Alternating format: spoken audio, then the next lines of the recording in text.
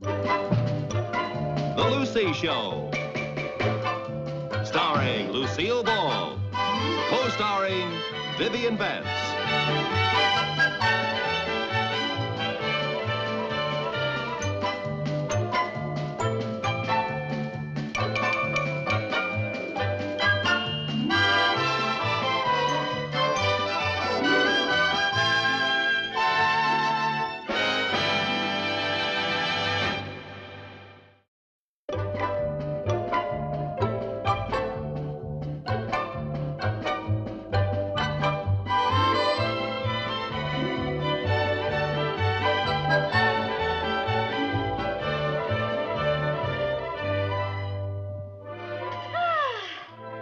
Right dinner, Mom.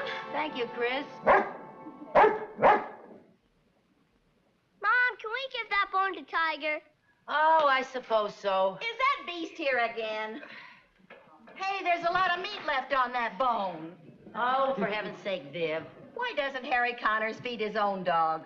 Why should he when it eats so well over here? The only time Harry ever sees Tiger is when that poor dog staggers home for a bicarbonate of soda. If he doesn't watch it, he's going to be the only dog in the neighborhood with gout.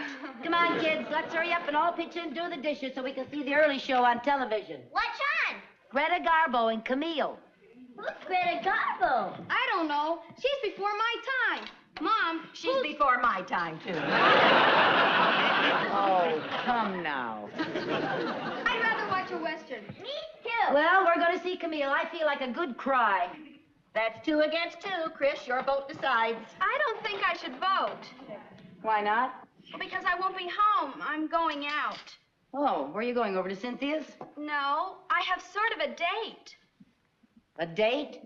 Jerry, would you and Sherman please take these out to the kitchen? Chris has got a boyfriend. Chris has got a I wish you'd warned me, honey. Now I have to get all dressed up again so I can drive you and your date wherever you're going. Don't bother, I'll drive him. Well, actually, neither one of you will have to drive us. Well, you certainly can't walk. Mother, I have a date with a boy who drives his own car. A boy who drives? Yes. He isn't old enough to drive. How old is he? 16. I'll bet he's just barely 16. I don't know, Chris. There's something about you and a boy in a car I don't like. What is it? The whole idea.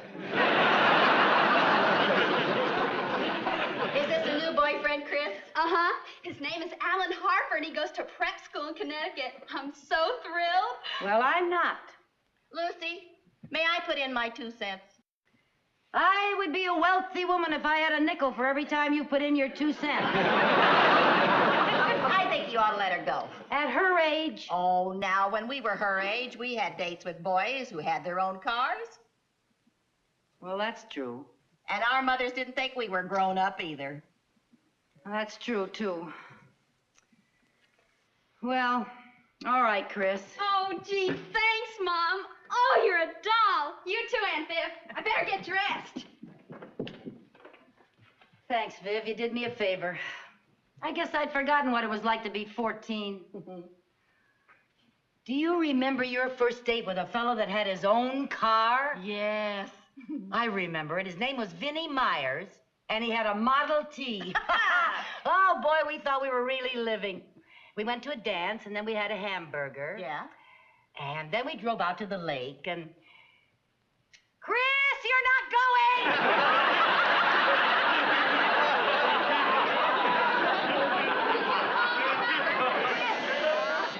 Oh, there's Alan. Would you get it? I'll be ready in a few Oh, minutes. Viv, I really don't think I would let her go. Now you've already given her your permission. Well, why can't they stay here and watch television? That's a lot of fun. Oh, that's every teenager's idea of a big evening. Camille coughing and you sobbing. Oh, well, I feel a lot better if they just stay around the house. Hello there. Hello, Mrs. Carmichael? Yes. I'm Alan Harper. Yes, won't you come in, Alan? I Thank didn't you. know you. This is Mrs. Bagley. How you Alan. doing? Chris will be right down. Fine. Where are you two going tonight? Oh, we were thinking of going to a movie. Have you seen Camille? You mean Camille Metcalf, Chris's friend? No. Surely you've heard of Greta Garbo. I don't think so. Is she a friend of Camille Metcalf's?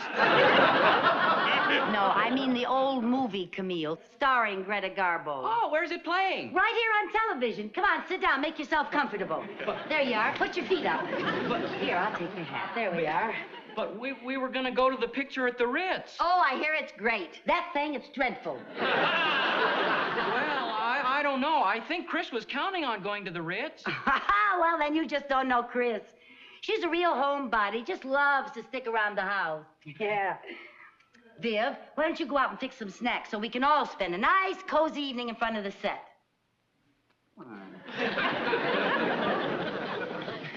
Hi, Alan. Well, hi. Chris, guess what? Alan hasn't seen Camille. Wouldn't it be wonderful if we all watched television right here together? Oh, but Alan, I told the kids we'd meet them at the movie. Oh, it doesn't make any difference to me. Come on, then. Let's go. Okay. Well, have a good time, but if the movie is boring, you just feel free to come on home, and we'll take up the rugs and dance or play ping pong, or we'll find something that's a lot more fun than just driving around in that old car. Okay. Thanks, Mrs. Carmichael. I'll be home by 11. Well, okay. Have a good time. Thank you. Bye. Don't forget, this is your home. To enjoy. Whenever.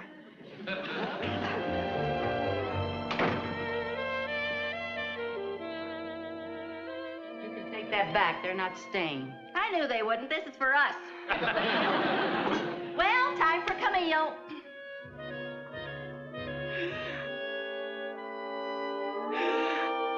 What are you crying for? I haven't even turned it on.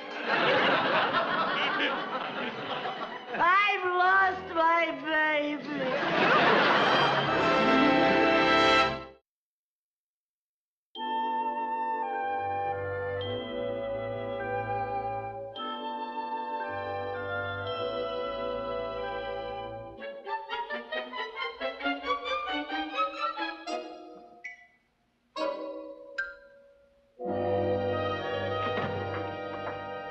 I sure wish you hadn't let the boys give Tiger that bone. I'm hungry.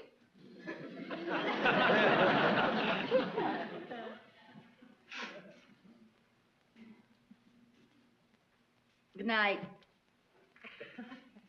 Aren't you coming to bed? Oh, Viv, I thought I'd wait up for Chris. Why? You left the front door unlocked. She can open it by herself. Well, frankly, Vivian, I'm worried. What about? Do you know what time it is? She said she'd be home by 11. It's 11:15. Yeah, your watch must be slow. What time have you got? 14 up. What a worrywart. Where can they be? Wait a minute. I think I hear a car. There's a car pulling up in front. Aha! I knew it. They're parking in front of the house. How do you like that? The car hasn't even stopped yet. Now it's stopped. How about that? Well, how else do you expect Alan to let Chris out? Go whizzing by and toss her onto the lawn like a newspaper? Well, just as I thought. Those two children are smooching. Look. I will not look. If those two children are smooching, I, for one, think it's none of my business. Well, I, for one, think it is my business. Where are you going? I'm going out and put a stop to this. I'll never forgive Henry Ford.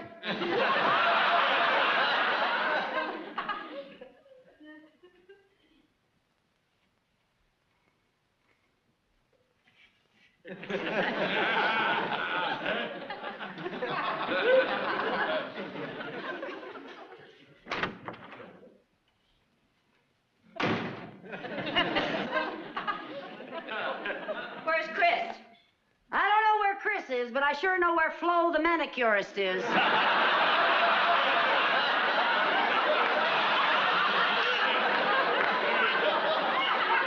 She's out in that car, necking. Who with? I don't know. She didn't introduce me. Was she angry? Yeah, sort of. What do you mean, sort of? Well, she rolled the window up in my face and said from now on I could do my own nails. Don't laugh. She said that went for my nosy friend peeking through the curtains, too. Boy, was I embarrassed. Oh, where can they be?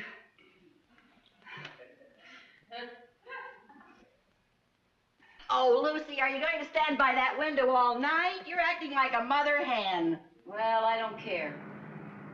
Here comes another car. It's them.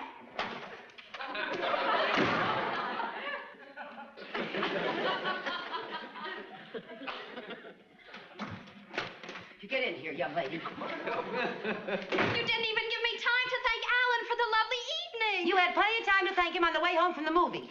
I don't like the idea of you sitting out in front of the house in a parked car smooching. Smooching? Sparking. Necking. Kissing, you know. Oh, you mean making out. Well, whatever you call it. Mother, Alan and I could hardly have been doing that. Didn't you see who was in the back seat? Another couple? What's that got to do with it? That couple were Alan's mother and father. Oh. We ran into them at the movie. Oh, honey, I'm sorry. Oh, I've never been so humiliated in all my life. Oh, honey, I was... Now I'll never see Alan again.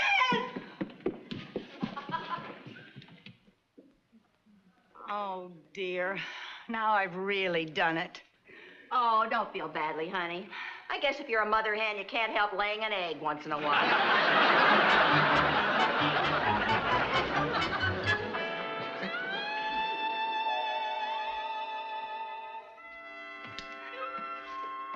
Any word from Chris this morning? Well, I knocked on her door and she won't even talk to me. Oh, dear. Oh, Vivian, what am I gonna do? Well, the first thing you better do is stop biting your nails until you find a new manicurist.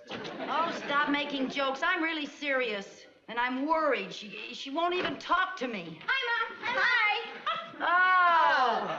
Where have you two been? Playing on the trampoline. Don't tell me you got that dirty playing on the trampoline. No, but it was on account of the trampoline. We wrestled in the mud to see who got the jump first. Yeah, looks like you both lost. Go on, get yourselves washed up. Mom, can we have some cookies?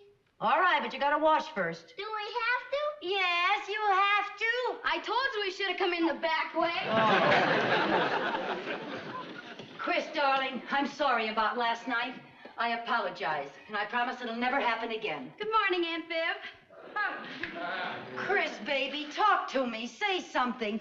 Anything. Mother, you have ruined my life. Atta girl!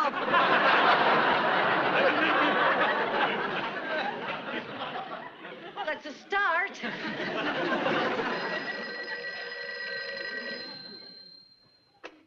Hello? Alan? Yes, she's here. Just a moment. Chris, it's Alan Harper. Really? Hello? Oh, hi there, Alan. Tonight? Oh, sure, I can go. Well, what do you mean you're surprised? My mother's the sweetest, kindest, most understanding mother in the whole world. Okay, Alan, I'll see you around 8. Bye. Gee, Mom, you really are a doll. Thank you. Oh, Mother, Yes? will you do me a favor? Yeah, what? Well, if I promise to be home on time, will you promise not to wait up for me? I'll do even better than that.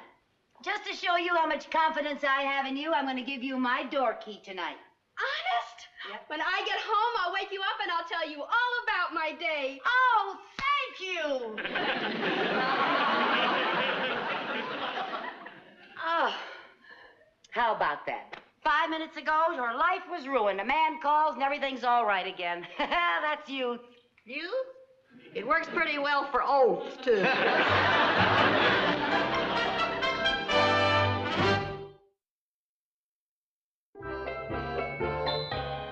Jan! Oh, no, not again. You owe me $3.40. I'll take it off your rent. Okay. But don't go blabbing it around town. What do you mean by that? Well, if it ever gets back to that cheapskate ex-husband of mine, he'll deduct the $3.40 from my alimony. Oops, 10:30. I guess I'll turn in. Good night. Aren't you going to bed? Well, I thought I'd pick up a magazine to read in bed. Lucy, you're not thinking of staying down here and waiting up for Chris now, are you? No, believe me, Viv, I wouldn't be caught dead down here after what happened last night. I just want to get a magazine to read in bed, that's all. Okay, good night. Good night, dear.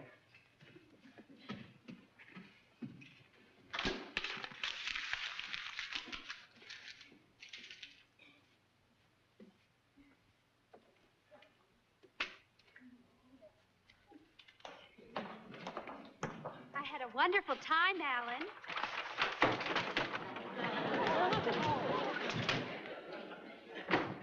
Gee, I hated to bring you home so early, but, well, I gotta catch a train back to school in the morning. Oh, that's all right. I told you Mom wasn't going to wait up for me. She kept her word. Yep, she sure did. She's probably sound asleep by now. I promised to wake her up and tell her about our date. Oh, gee, it'd be a shame to wake her just and tell her that. Oh, but I promised. Well, couldn't you wait till the morning? Well, I could, but a promise is a promise. Gee, Chris, you sure are pretty. I guess you take after your mom. I guess so. I'm sure glad I came home from school this weekend. I'm glad you came home, too. Well, Would you like some hot chocolate? Oh, no, it'd be too much bother. Oh, no, it isn't. Come out in the kitchen. Okay. It'll be ready in a minute. Okay. Hey, your back door's open. Oh, would you mind closing it? My silly little brother probably left it open. You know how kids are.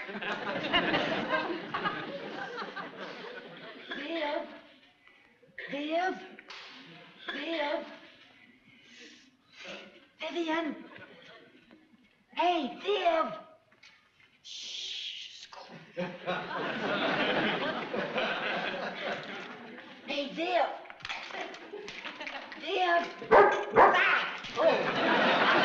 Tiger, what are you doing? Don't you ever sleep? Go on home. It's just me. Go on home. Shh. Hey, Viv. Tiger, when you get out of here, it's me, remember? Remember that leg of lamb last night? It's me, the horn of plenty. Go on home and do some push-ups. Hey, Viv.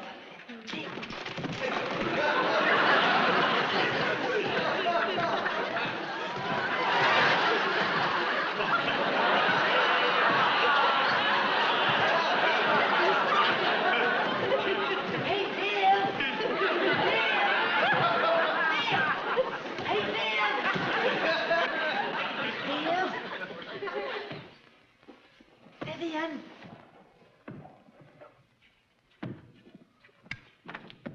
Lucy? Out here, Viv.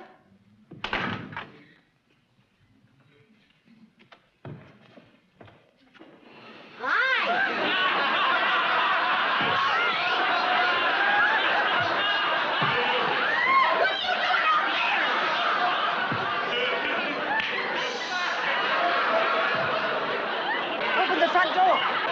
Why? I have to sneak in. Why? The kids are in the kitchen. How'd you get out there in the first place?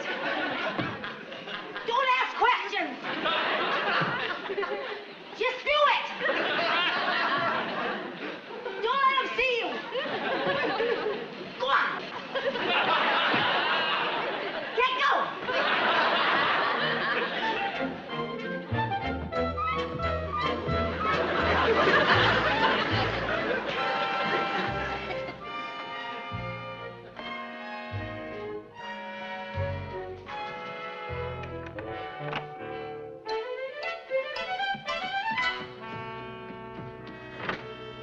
Come on, Alan.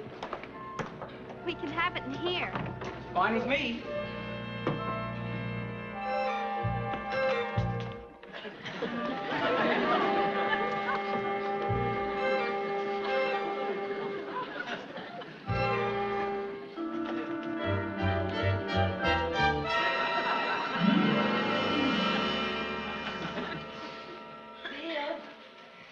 Viv?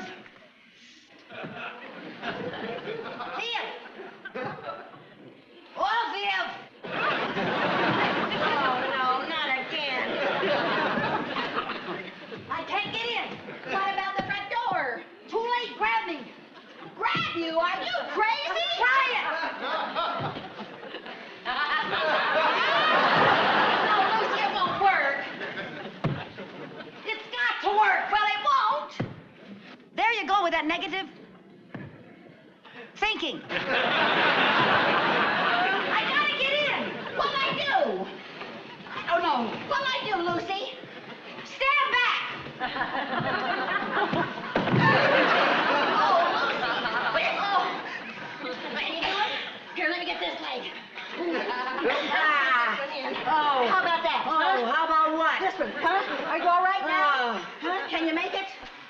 get my other leg. Where is it? Where is it? Can you get that one in? Sit up, Lucy. Sit up. That's it. Now I'll get this one. You're right. You're breaking it. No,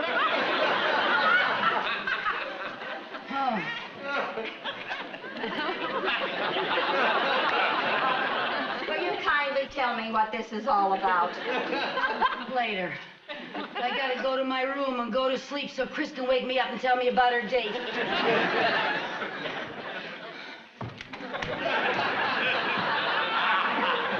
What's the matter? Trampoline legs.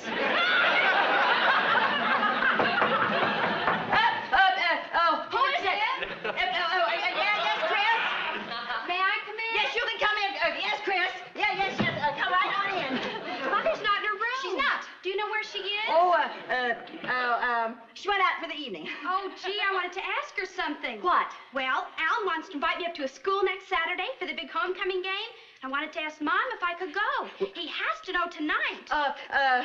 She ought to be back any minute now, dear. You go down to the drugstore and get yourself a hot chocolate. By that time, I'm sure she'll be back.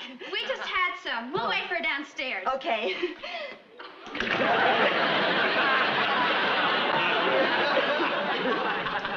Boy, are you a dumb bunny. Why'd you have to tell her I went out? Don't snap at me. How did I know she was going to wait up for you? Oh, couldn't you think of a better story than that? No, I couldn't. I didn't have much time to work on the plot. I was too busy helping an ungrateful friend of mine break in her trampoline act. Well, I'm sorry, Viv. I'm sorry I snapped at you. It's just that now, thanks to you, I've got another problem. What's that? I'm supposed to be out for the evening. If I get down the stairs, the kids will see me. How do I get out of the house? Well, back to the old trampoline. Come on. Oh, Viv. Oh, now, wait a minute. What about clothes?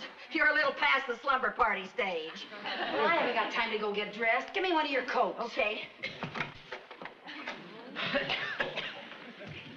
Here you are.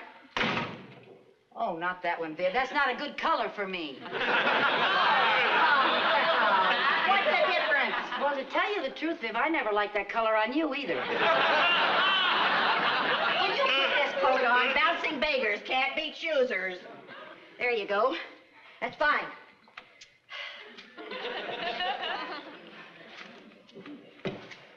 Oh, Viv, I can't. You got to. I can't. It's got to be done one way or another. What other way is there? This.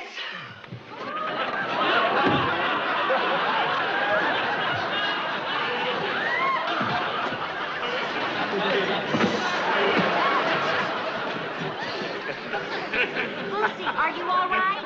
I forgot shoes. I'll throw you down a pair. Be sure they don't clash with the coat.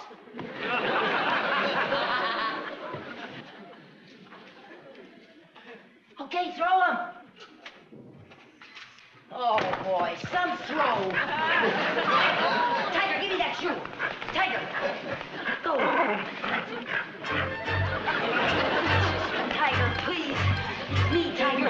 It's me. I gave you the big bone. I made you the big bone, Tiger. Oh, she'll kill me. Tiger, please.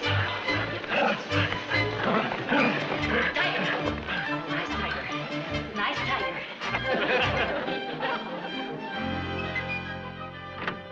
Hi, everybody. I've had a perfectly marvelous evening. Relax. Alan left ages ago and Chris is in bed. Oh, swell. Where have you been for the last hour? Oh, chasing Tiger all over the neighborhood trying to get your shoe. Did you get it? Yeah. Yeah, I got it.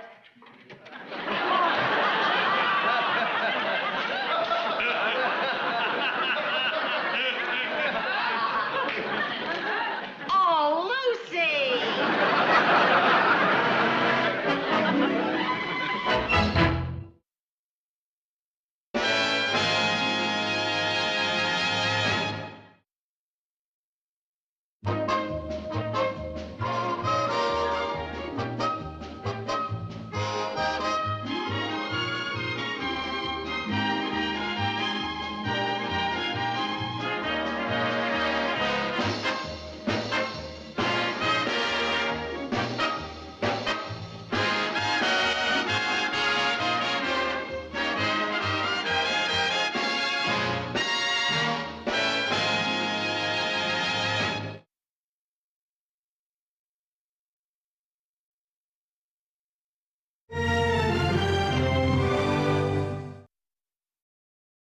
The Lucy Show. Starring Lucille Ball. Co-starring Vivian Vance.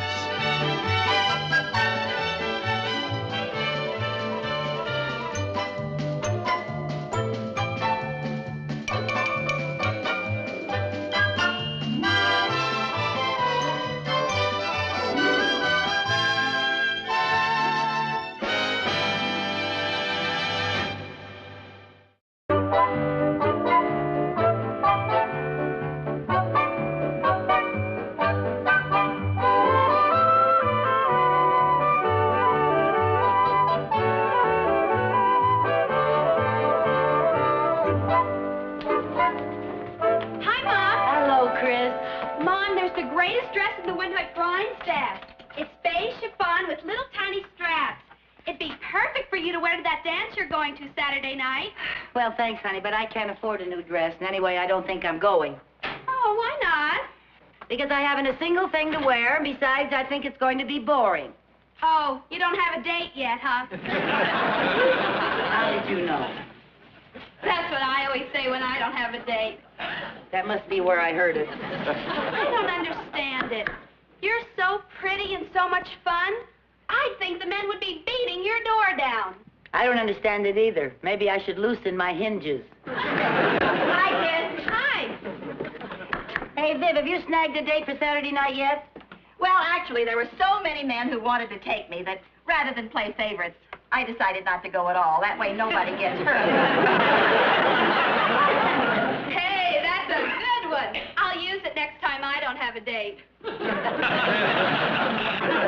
wish I could help you find somebody, but the only men I know are boys. I sure wish you were younger. That makes 3 of us.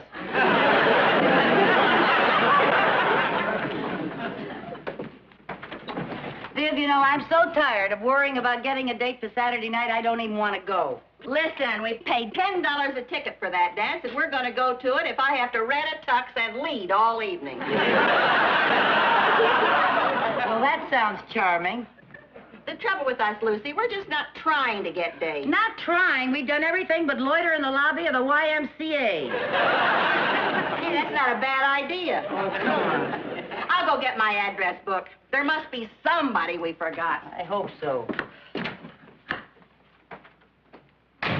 Well, hi, Jerry. Hi, What's the matter? it's Old Man Taylor, Who's old man Taylor? my new teacher. He gave me a D in arithmetic. Oh, dear. Just when you were doing so well with Mrs. Lucas. Yeah. Why'd you have to go and have a baby right in the middle of one division? Well, honey, if you're having trouble with your arithmetic, I'll help you. Old Man Taylor's the toughest teacher I ever had. Yeah, well, I'm sure if you work harder, you'll do better. I wish he'd have a baby and quit. Hi, Jerry. Hi, Dad. Any luck? Well, there's something here in the front of the book that might be interesting. It's a number, and it's got RB by it. Who do I know with the initials RB? Why don't you call and find out? RB. Oh, I knew a cute fellow once. His name was Ronnie Belmont. Oh, it might be him. No, maybe it's Rudy Brown. I think he's still single. Well, why don't you call? What do you got to lose? Okay, why not? RB. I wonder who it is. Maybe it's Richard Burton. Hey, look at me nice.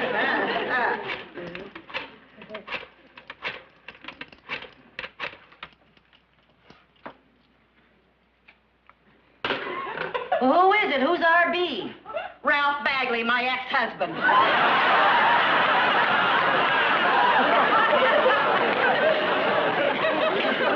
Well, now, let's just sit down and think. This is getting crucial. Is it crucial enough to ask Harry Connors? Look, every time I need a date, I ask poor old Harry next door. Now, I made up my mind this time I am just not going to do it. You're right. You should hold out for somebody new and exciting. You want to ask Harry? What's the matter with me? Don't I get somebody new and exciting, too? All right, somebody new and exciting for both of us.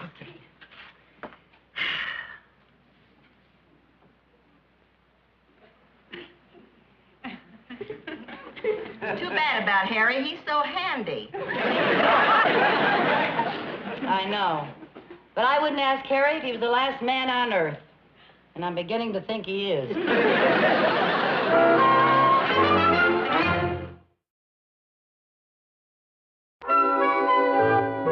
dance is Saturday night. Yeah, well. Okay, I understand.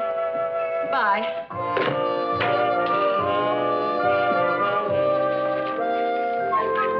What are you all dressed up for? I called Jerry's teacher, old man Taylor, to discuss Jerry's arithmetic, and he's dropping by. Oh. Who are you talking to on the phone? Eddie, about a date. Is he going? Well, it's kind of iffy. If he's in town, and if he hasn't got a client to entertain, he may take me. If I can't find anybody else. Well, that sounds romantic.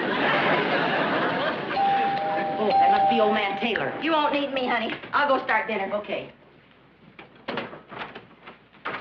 Hello. Is this the Carmichael house? I'm Mrs. Carmichael. I'm Henry Taylor. Well, Jerry's teacher. Old man Taylor?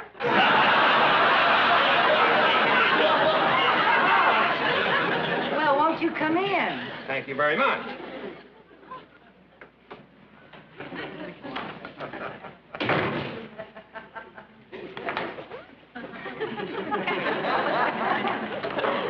Won't you sit down? Ah.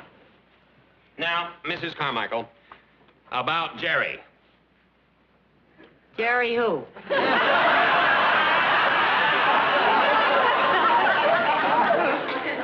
Your son, Jerry Carmichael. Oh, that Jerry. Yeah. What about it? You know about his arithmetic? His arithmetic? Yeah. Oh, yes. What about it? He's not doing very well. Oh? Mr. Taylor, would you excuse me for a moment? Certainly.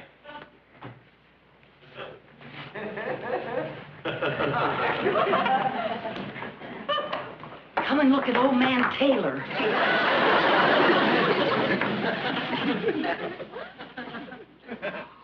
Whoa. If that's an old man, I'm joining the senior citizens. Cute? Did you ask him for a date to the dance? Oh, no. He came to talk about Jerry. I don't know how to bring up the dance. If you don't, I do. Now, just a minute. Let me think. Let's see now. Why couldn't I just go in there and say, Mr. Taylor, how would you like to take me someplace Saturday night? What's the worst thing he could say? I'll have to ask my wife. That's right. For all I know, he may have a wife and 6 kids. He may. He looks single. That doesn't mean a thing. Ralph looked single the entire time we were married. Hey, did he have on a wedding ring? I didn't notice. That's a good idea. Now then, Mr. Taylor, where were we? Well, we were talking about Jerry's arithmetic grades. Oh, yes, there does seem to be a problem, doesn't there? Oh, I don't think there's any cause for alarm. I just think he has to apply himself. And we are going to disallow that D that he received. You see, I've only been here a couple of weeks from San Francisco, and I've been trying to find out exactly how far Mrs. Lucas got with the class. Is anything the matter, Mrs. Carmichael? No, nothing's the matter. It's just that when my son has problems, I get nervous. Well, I don't think you have a single thing to worry about. Good. Catch!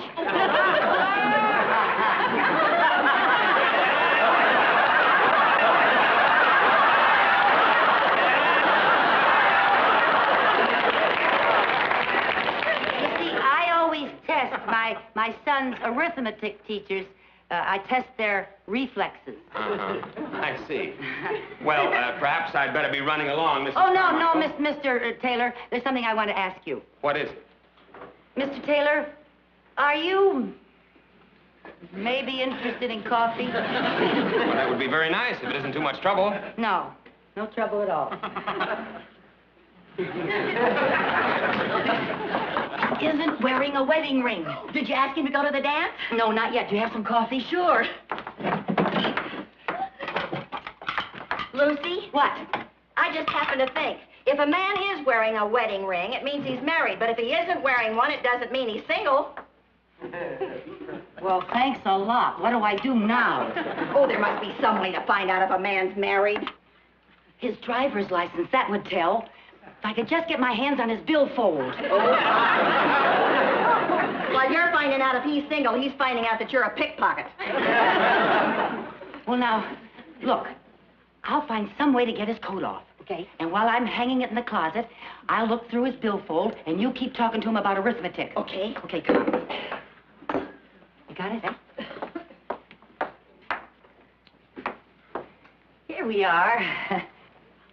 Mr. Taylor, this is Mrs. Bagley. How do you do, Mrs. Bagley? How do you do? I flunked arithmetic.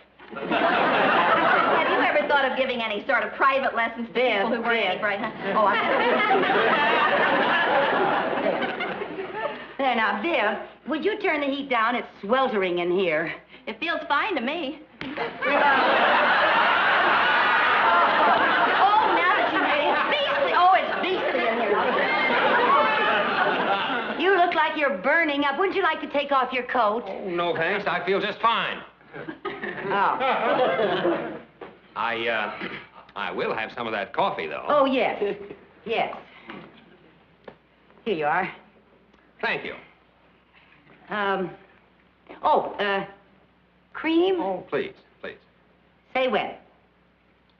When? I'm terribly sorry. Nothing. Pay it no Oh, mind here, at take all. your coat off, and I'll take it out in the kitchen. I'll put some cold water on it. You'll never know what happened. Come on, dear.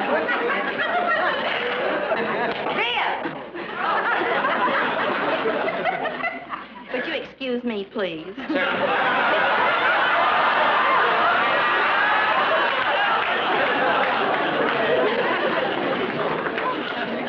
Okay. It's on the right sleeve. All right. Here's his driver's license. He's single. Yeah, he's born in December. Let's see, that's Sagittarius. I wonder how they get along with Leos. Why don't you go in and find out? Come on, get ready. You can ask him for the dance now. Okay, put it back in. That was good work. Here we go. There we are, Mr. Taylor, just as good as new. Thank you. As soon as it dries, you won't ever know what happened. All right. Oh, I'm sorry. That's all right. There we are now.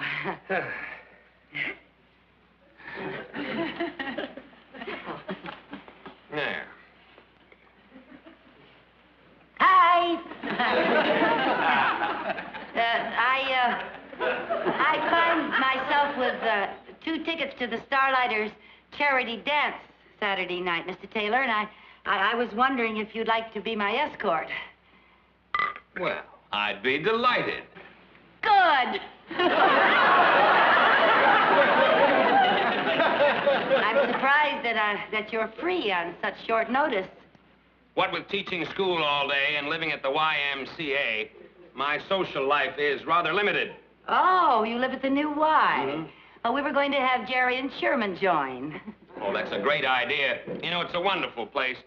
They have a nice all-around program for building men. They do? Well, I'm afraid I have to be running along. I have some papers to grade. Well, thanks very much for dropping by, Mr. It was a Taylor. pleasure meeting both you ladies. You'll probably be seeing me at the dance Saturday night. You can pick me up at 8. Fine. And please, don't worry, Mrs. Carmichael. Jerry will be just fine. Jerry? Oh. Goodbye. Wow, I got a date! Right here in your own house. You're almost... Oh, that is a real doll. They're making teachers a lot better, aren't they? Oh, I tell you. So you know something? Maybe we should have loitered in the lobby of the YMCA. Oh, get out of here. Lucy?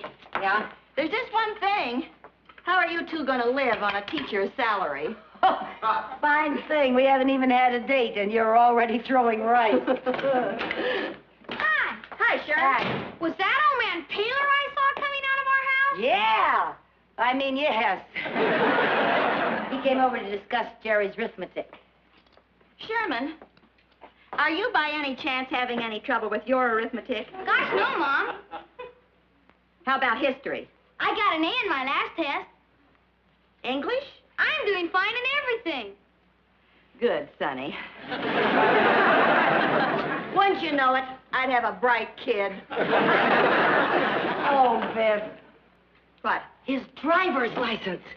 I didn't get it back into his billfold. Well, don't get nervous. All you have to do is return it to him.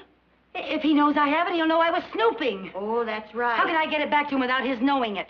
Oh, that shouldn't be too difficult. All you have to do is to get into the YMCA, go into a man's room, put his driver's license back in his billfold and put in his coat, and get out without being caught and shot as a spy. Well, that is something of a challenge for us, isn't it? One of the biggest... For us? Yes. I need help. Count me out. Now, look, Viv. I cannot do this alone, and if I don't do it, Mr. Taylor will not take me to the dance Saturday night, and I'll be sitting home alone. And you'll go to dance with Eddie, and you'll have a wonderful time.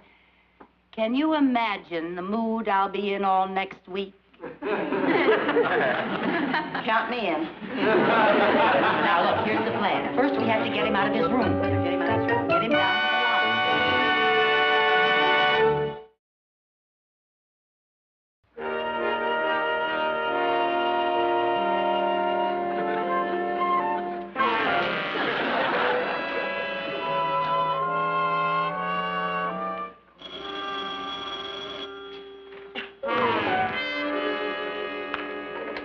Hello. Oh, yes, Mrs. Bagley. No, not at all. No, that's quite all right. I'll be right down.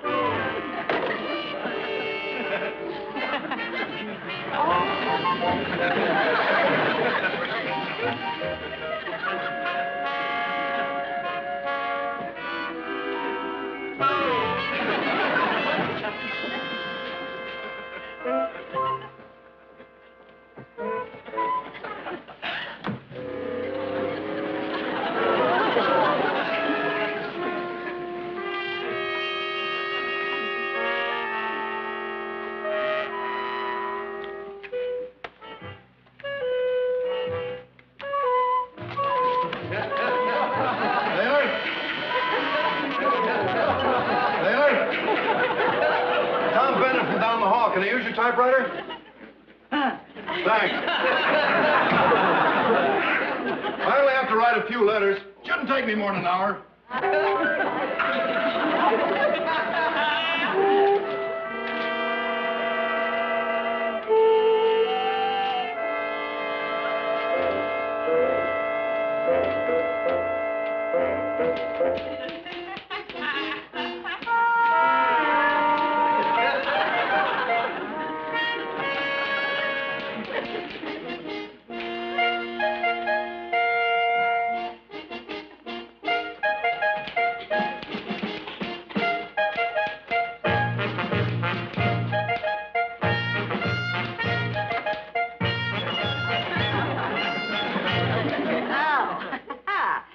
Then the way I understand it, long division is just like short division, only longer.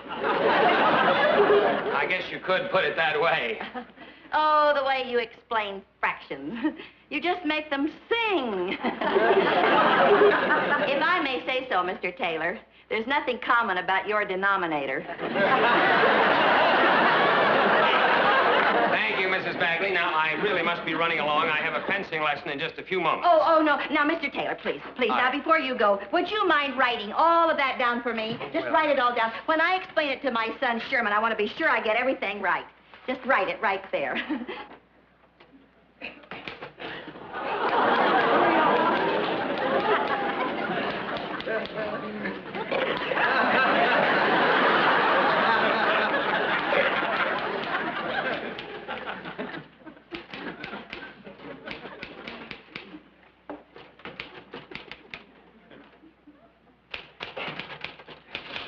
I hear you're going to dance tomorrow night with some good-looking redhead. Yeah. Hey, ask her if she's got a friend for me, will you? Yeah.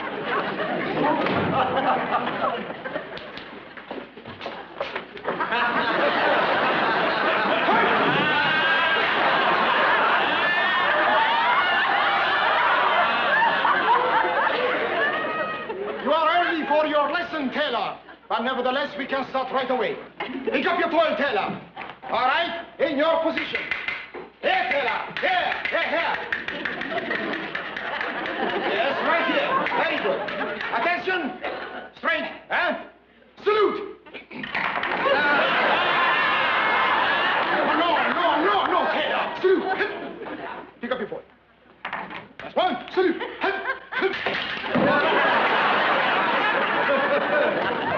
Come here. Here, Taylor. Right here.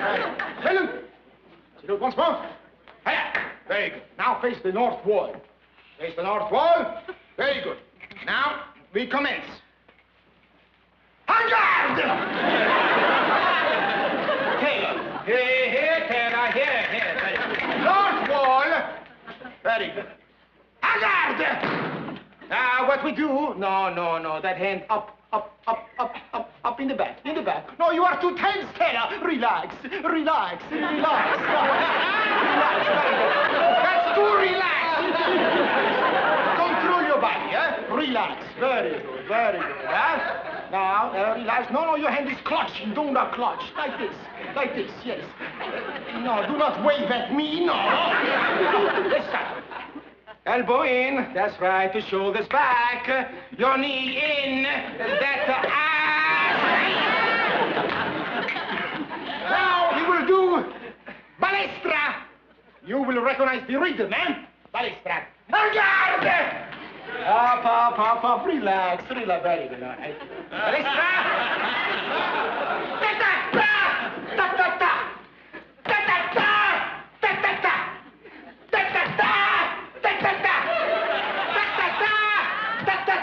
The rhythm.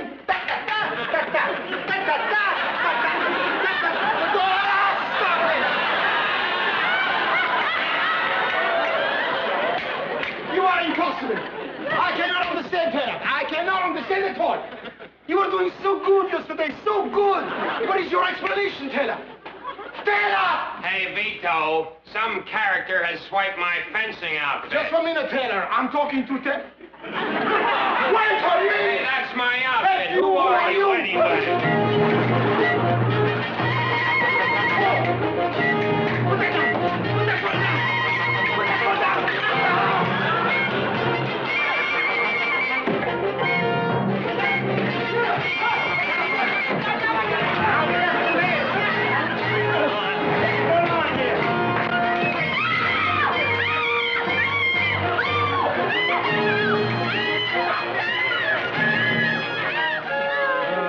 Sure, I'm lucky to find such an attractive girl as you free on Saturday night. It's fate. Would you believe it? This is the first Saturday night in weeks that I haven't had a date. You know, she's not only attractive, she is brave. You mean for going out with me? No, I mean about all that business with that kooky character yesterday. Oh, dear. Did they ever find out who that was? Not a clue. I'll get it. Pardon me just a moment. Thank you. Eddie Collins! Hiya, honey. What are you doing here? Well, I just got to thinking I'm not going to put business before you, so I told my client I had a very important date. And I brought Charlie along for Lucy. Charlie Graham, Lucy Carmichael, and Vivian Bagley. Oh, hello. Well, Charlie Graham, I'd like you to know Henry Taylor. somebody Mr. in the Taylor. store. Charlie, see you. Well, Harry! Oh, I thought you were going on a flight. Well, I was, but I got to thinking I can't stand you up, boy. So I had someone else take the flight, and I brought along Stan Williams for Viv. Hey, Stan! Oh, for heaven's sake! Any problem? Well, I just don't know who's going to have the first dance. Well, how do you do, Stan? Stan Williams, I'd like you to know Tom Bennett. Tom Bennett, Stan Williams, Henry Taylor. Henry Taylor, Ed Collins, Stan Williams. Harry Collins. Harry Taylor.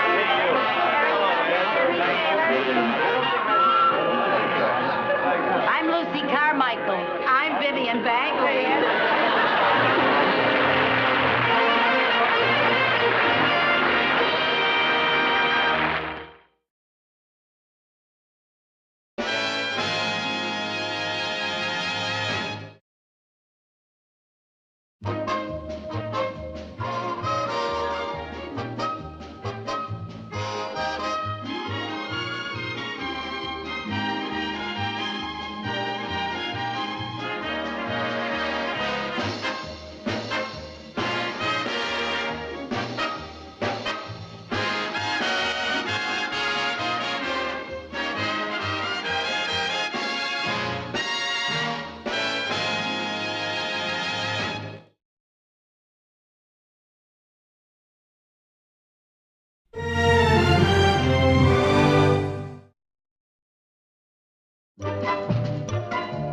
Lucy Show. Starring Lucille Ball. Co-starring Vivian Vance.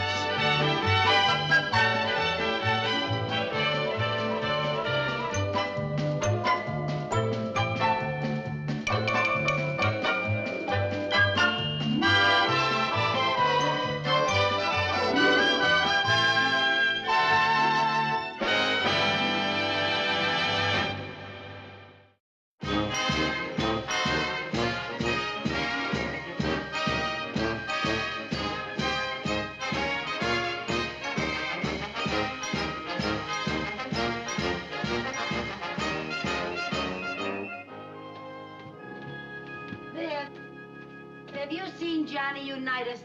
Who? You know, those cards with the football stars on them, that Jerry and Sherman get in their bubble gum. Jerry's lost Johnny Unitas, whoever he is. You don't have him, do you? Listen, if I had a big, strong football player, would I be sitting here darning socks? Hi, Mom. Hi, Aunt Viv. Hello, Oh, hi, Chris. Chris, did you take Jerry's picture of Johnny Unitas?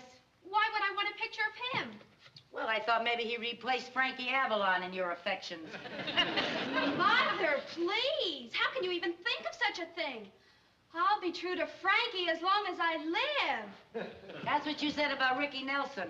But that was last month. Oh, I forgot. Are Frankie Avalon and Ricky Nelson football players, too? Oh, no. No, they're singers. The teenagers are crazy about them. They each sold over 1 million records. No kidding. Yeah. And I never even heard of them. Viv, do you ever get the feeling the world is passing us by? Who cares? I'll bet Chris never heard of Skinny Ennis either.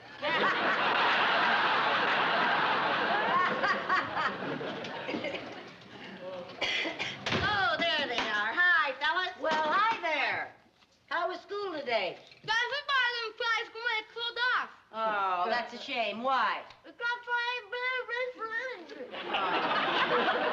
What a pity. Well, I'm sure you'll find somebody. Now, wait just a minute. I can't understand a word they're saying. Their football game was called off Friday because they can't find anyone to referee. Oh, that's too bad. How did you understand what they were saying through all that chewing? Well, you forget, I have a daughter who went through that stage. I broke the bubble gum code years ago. Honey, why don't you get one of the fathers to referee? I already told you. Sherman, I don't understand bubble gummies. Come on now, take that gum out of your mouth and tell me, why don't you get one of the fathers to referee? All the fathers are working. Or chicken. Oh, the poor kids. They were counting on that football game. Yeah, it isn't just having the game canceled, but the winning team got to go to Yankee Stadium to see the professional game Sunday. Oh, dear. Gee, it sure is rough on our boys growing up without fathers. Sure is. Hey, why couldn't I referee?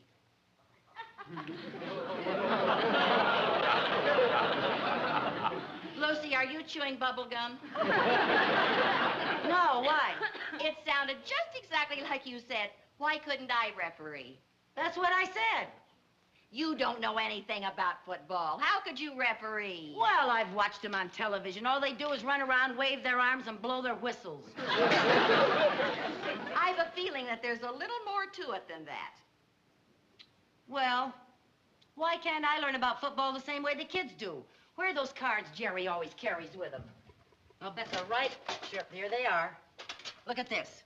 Jimmy Brown, fullback. Cleveland Browns, height 6'2", weight 228.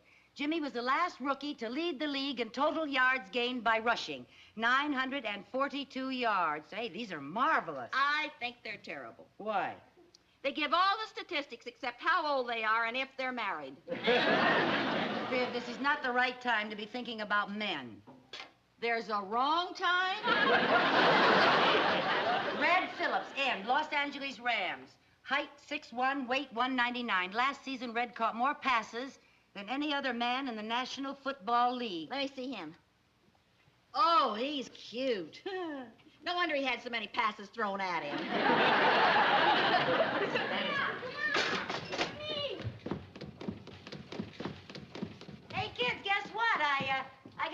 referee for your game. No kidding. Who? It's me. Whose father's Mr. It's me? Don't swallow your gum, but I think she means her. She's teasing us. No, I'm serious. What do moms know about football? Especially you.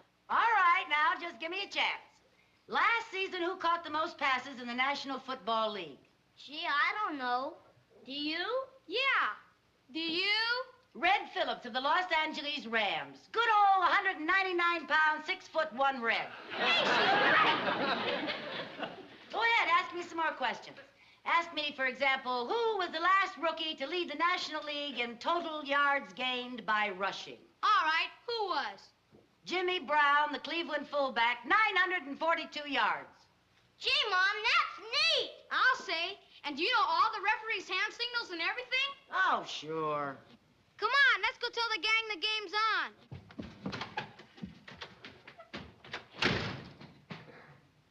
Viv, what are hand signals?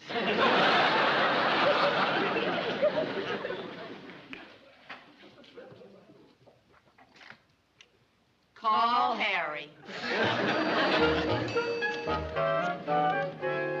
Well, if you don't know him by now, you'll never know him. Let's get started. All right, Give me the signal for offside. offside.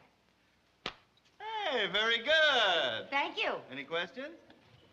Just one. What's offside mean? Offside is when one of the players crosses the line of scrimmage before the ball has been snapped. You got that?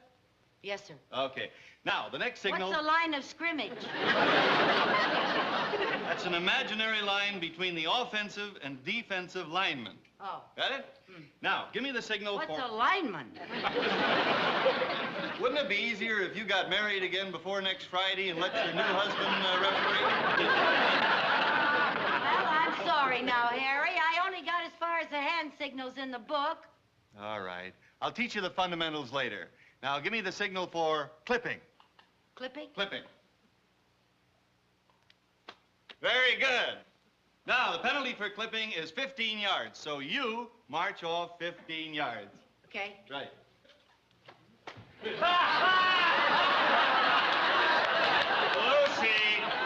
what are you doing? You give the signal, and then you pace off the yardage. Oh, well, that's good news. Boy, that was murder. All right, now give me the signal for backfield motion. Backfield in motion. Yeah. Backfield in motion. Right. Now give me the signal for unsportsmanlike conduct. Unsportsmanlike conduct. Right. Oh. Is it,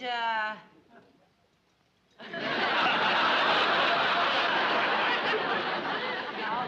Could it be, I know it's going to sound silly to you, but this is it. Oh, yes, yes. Unsportsmanlike conduct. That's right. Lou, why don't you forget the whole thing? Maybe I can get one of my fellas to take the flight for me, and I'll do it for you. No, I want to be the referee. This is very important to Jerry. But you're never going to learn the signals. Oh, come on. Of course I will. Give me another chance. Start from the beginning. Oh, all right. Ready? Yeah. Okay. Offside. Illegal motion. Unsportsmanlike conduct. Illegal forward pass. Holding. Right. Backfield motion. Personal foul. Flipping. Roughing the kicker. Penalty refused. Touchdown. Offside. Backfield motion. Holding. Unsportsmanlike conduct. Roughing the kicker. Personal foul. Flipping. Offside. Illegal motion. Unsportsmanlike conduct. That's it. Touchdown. Hold it.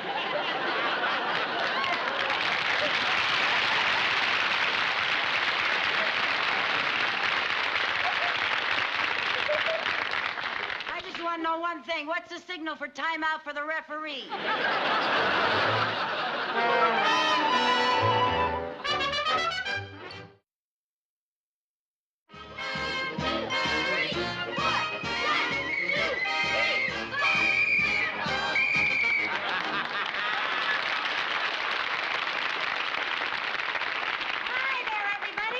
Hey, Mom, you look swell forward. Forward for the toss. Here we go. Now you two fellas want to shake? Okay, here we go. And heads it is. Now, which team kicks and which team receives? Aunt Lucy, What? you're supposed to tell one of us to call heads or tails. Oh, well. Okay, here we go now. Call it, Tony. Tails!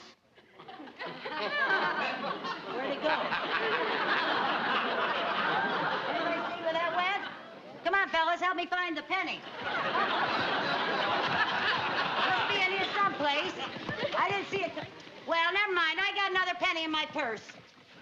Viv, can I have my purse, please? Oh, boy, a referee with a purse! Over there, small fry. I got some change in here someplace. Oh, boy, these bags. I tell you, you can get an awful lot in them, but you just never can find anything when you need it. Well, you want to hang on to that for me, please? Oh, picture of the kids. Yeah. Just hang on to that for a minute. I got some change down the bottom here. Help me with it. Here it is. I got it. Okay, put it all back. Thanks a lot. There we go. Thank you. Would you get off the field, lady? No one's allowed on the field.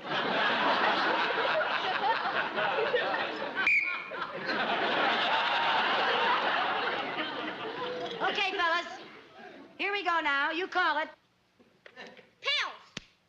Tails it is. We'll receive. We'll take that goal and kick off. Okay. They're gonna receive, and they're gonna kick. Okay.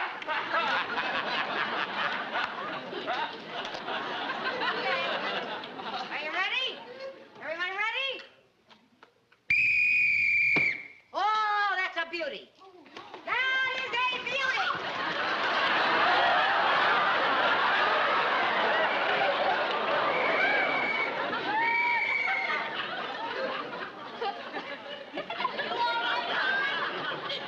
Yeah, I'm all right. Aunt Lucy, the referee is supposed to keep out of the way. Oh. Okay, I'll try to remember that.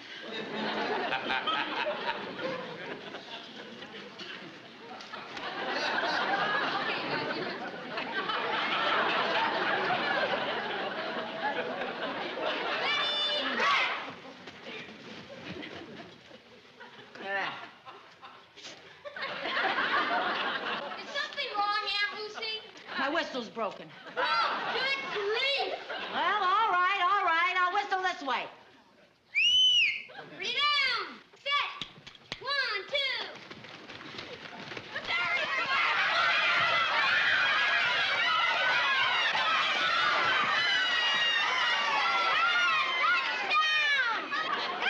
Touchdown! He stepped out of bounds! Did not! He didn't twist the ref! How about it, Mom? Did Schimmett step out of bounds or was it a touchdown? I don't know. I wasn't watching. You weren't watching! I'm sorry. I broke my whistle. I was fixing my whistle. I didn't see it.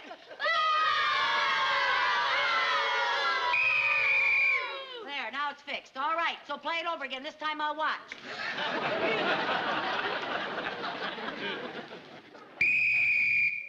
Set! 1, 2. Attaboy,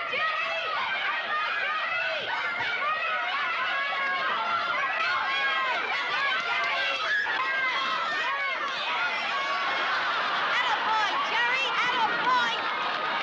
My Jerry! My son!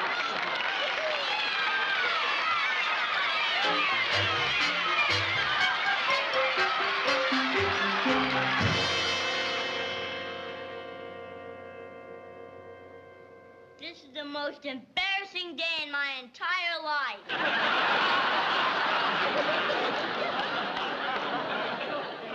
Oh, I'm sorry, honey. Imagine having to forfeit a game because of a crooked referee.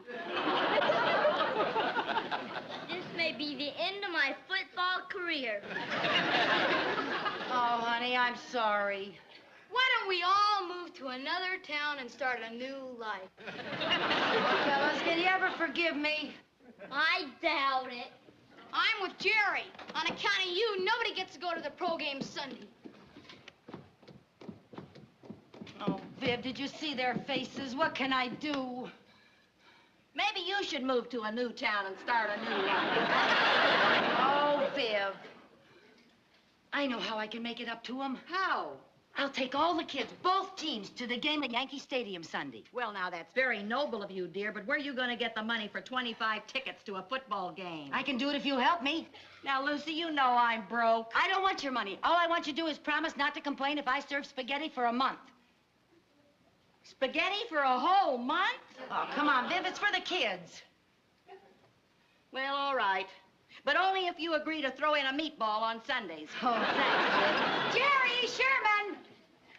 You sure have a big heart. Uh-huh. And after a month of spaghetti, I'll have hips to match. Hey, kids, I got a great idea. Is it anything like the last one? No, Jerry, it's a lot better.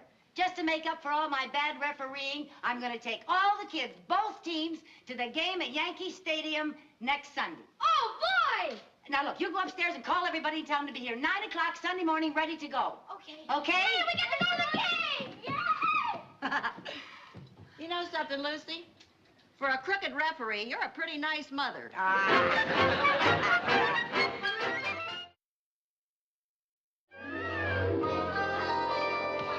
Lucy, this is turning into a blizzard. It's been snowing steadily since yesterday morning. Well, we'll have fun. We'll be all wrapped up in blankets. We'll have hot chocolate to drink. They'll have a ball. Yeah. Is that the ball? Yeah. I'll get it in the kitchen. Okay. Mom, are we going to be leaving pretty soon? Yes, honey, just as soon as Harry gets here with the station wagon. I sure wish he'd hurry. Yeah, me too. We're going to have a lot of fun, though. We're going to be all wrapped up in nice warm blankets, and we're going to be drinking gallons of hot chocolate. We're going to have a Lucy? ball. What? Can I see you for a minute? Yeah. You guys are so... We'll be going soon, kids. It's all off. What are you talking about? That was Harry calling. He was down at the filling station having chains put on his tires, and they told him that all the roads to New York are closed on account of the blizzard. Oh, no. What are the boys going to say? I haven't any idea. Well, you go on in and tell them and let me know. Okay, Why should I tell them? Well, it's only fair. I got us into this. You get us out. Lucy.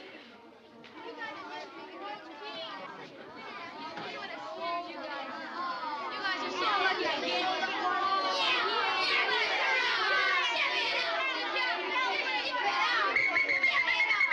Kids, fellas, be quiet just a minute. I have some wonderful news. We're not going to have to sit out in this awful blizzard getting soaked to the skin, fighting off pneumonia by drinking ice-cold hot chocolate. Because all the roads to New York are closed, so we're going to stay right here in this nice, warm living room and watch the game on television. How does that sound, gang?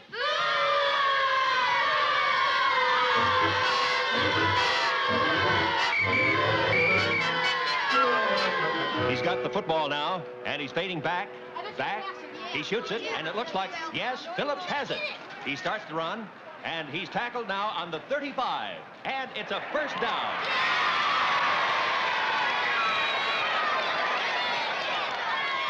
They're coming out of the huddle now. Single wing formation. It's another quick pass, and Phillips has it again. He moves down to the 40, the 30, and is pulled down around the 25-yard line. Yankee Stadium is going wild. Well, it seems to be going pretty well. They seem to be having as much fun as if they were at the game. The way they're eating, I'm sure their stomachs don't know the difference. Well, the game will be over soon. Well, I should think it would be. It seems to me that game's been on so long they must be playing 2 out of 3. Well, cheer up. They'll be going home soon. Hello. Oh, hi, Chris. What? Oh. Oh. Yeah, well, I'll talk to you later. Okay, dear. Oh, dear. What's the matter with Chris? She's staying over at Cynthia's all night. What's so unusual about that? She can't get home because of the blizzard. The roads are impassable. Nobody's going anywhere.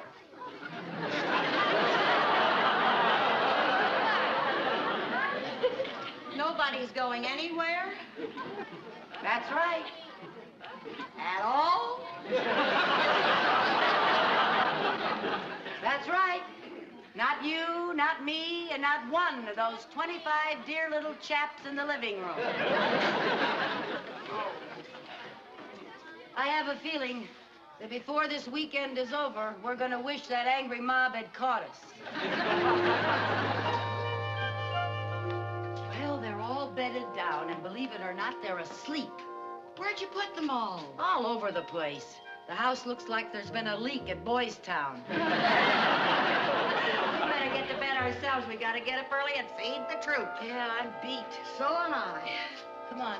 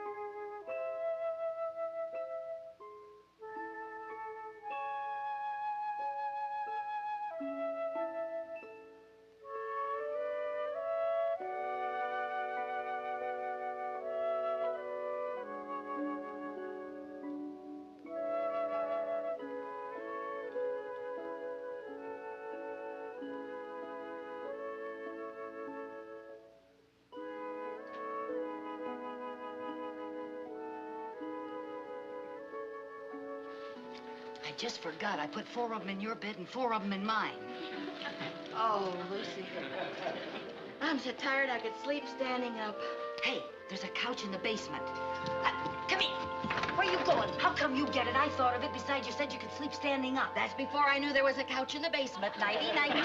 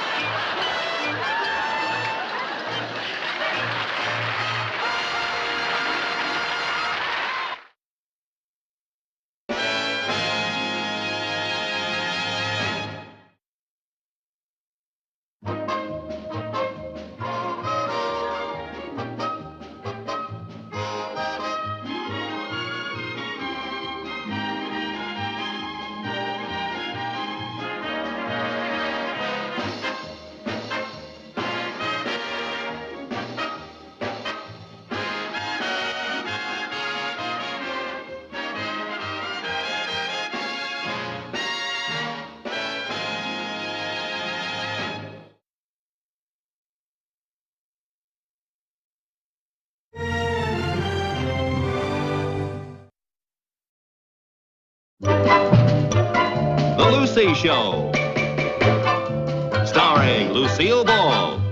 Co-starring Vivian Vance.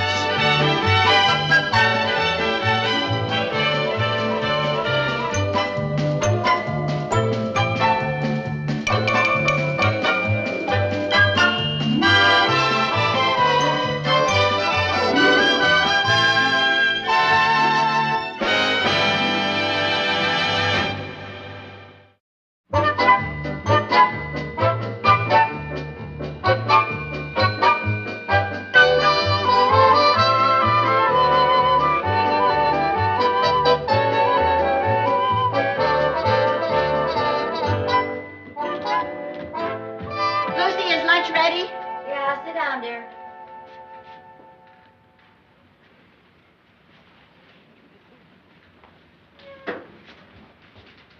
Why are we eating way over here?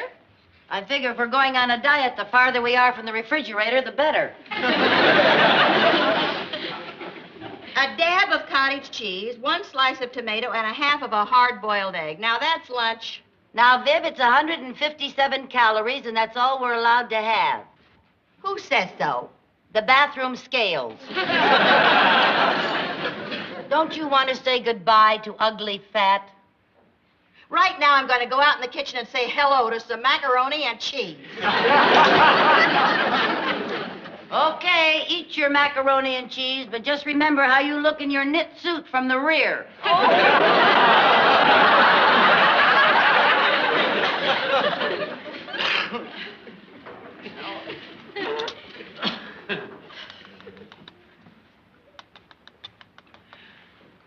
What are you doing? This is all we get until dinner time. I don't want to waste any. Hello, Mr. Connors. Hi. Hello, Harry. How are you? I picked up your mail when I got mine. Oh, thank you. And I brought you a treat. I was in town, and when I went by Freehoffer's Bakery, of course, I thought of you two. Freehoffers. What'd you bring us, Harry? What is Wait it? till you see. Never mind. We don't want to know. Why? We're on a diet. A real for sure diet? Or one of your next week we really gotta go on a diets? I'll have you know we've been dieting since early this morning. Congratulations. That's the longest you've ever gone. Well, we really mean it this time. You want a cup of coffee, Harry? Thanks. Bill. Bill, occupant. Bill, occupant. Look at the dull mail I get. Oh, here's a letter from Mr. Barnsdall at the bank. He finally caught on and is sending me my monthly check early. Thanks. Oh, dear. It's only a letter from Mr. Barnsdall. Of all the nerve. Just listen to this. What's the matter? My dear Mrs. Carmichael, our Miss Thomas has informed me that your checking account is overdrawn by the sum of $2.15. As executor of your late husband's estate, it is my duty to keep a close personal watch on your finances. Will you please come in and straighten this out at your earliest convenience? I'll go in and straighten him out at my earliest convenience. Our Miss Thomas. You know what probably happened? She made a mistake and she's trying to blame it on me. And what do you think you're doing, Harry? I'm eating the coffee cake you didn't want. Well, you should at least have the decency not to eat it in front of us. Look at it, Lucy. It's got gooey icing and it's got toasted almonds and strawberry jam in the middle. Now, come on, girl. What about it, huh? How about that? Well, maybe it won't hurt us to have just one thin, sniggly little piece. Yeah. Harry! I've got to save you from your plump little selves.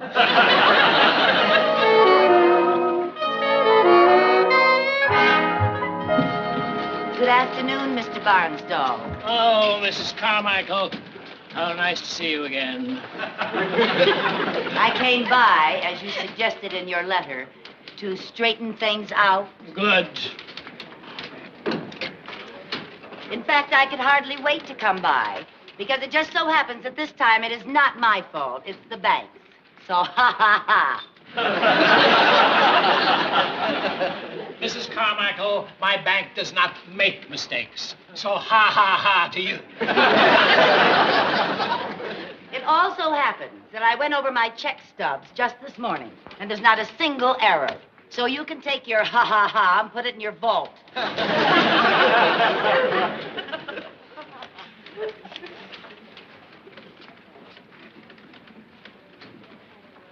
Mrs. Carmichael?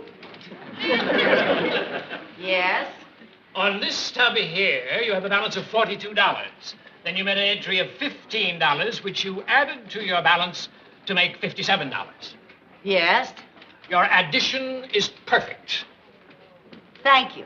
However, when we write a check, we do not add to our balance, we subtract. How could you have made such a mistake? Well, to tell you the truth, I don't like subtraction. Deposits you add, withdrawals you subtract. Now, I suggest you get a blackboard and write that on it 100 times. Mr. Barnsdall, consider my checking account closed. And I'm also withdrawing the $20 in my Christmas club. Very well. Miss Thomas? Miss Thomas. Will you please close out Mrs. Carmichael's Christmas club? Yes, I know it's not Christmas yet, but it is for us. Just close the account. And that's that. That's that. Except for the small matter of $2.15 you're overdrawn. Oh, talk about your pound of flesh. $2.15. Miss Thomas will bring you your check. Good day, Mrs. Carmichael. Is that all you have to say? Merry Christmas.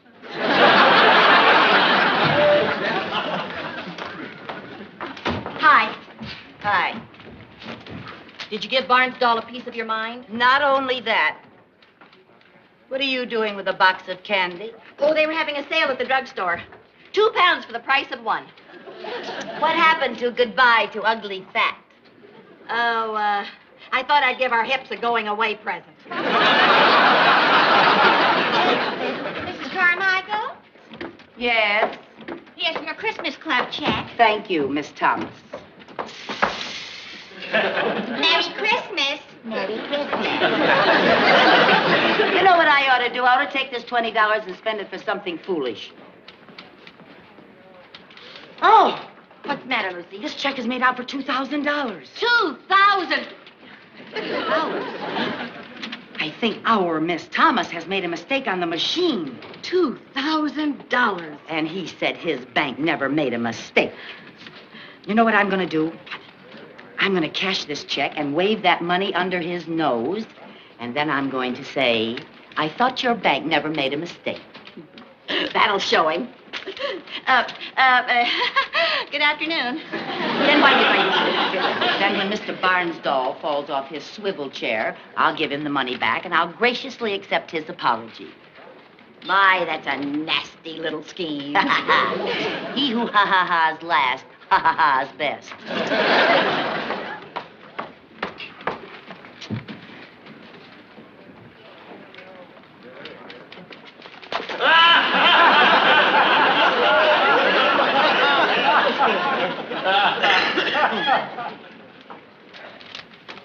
Did they cash it? Why shouldn't they? It was their check. Look. Oh, look at all those $500 bills. Isn't that a beautiful sight? Doesn't President McKinley have a lovely smile? I'd smile, too, if I were backed up against a $500 bill. Oh, Miss Thomas. Yes? I'd like to see Mr. Barnsdall, please. I'm sorry he's tied up in a meeting just now. When will he be untied? I really can't say. Oh, come on, Lucy. We'll do our shopping and come back here later. All right.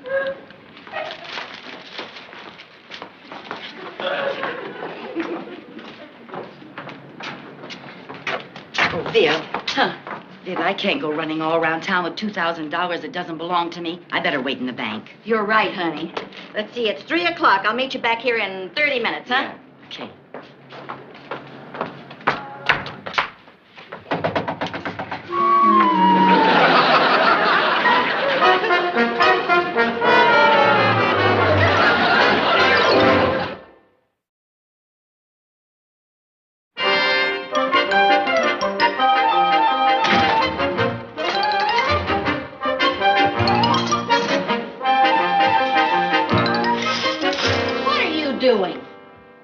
I've got $2,000 in the house, and it isn't mine. I'm not taking any chances.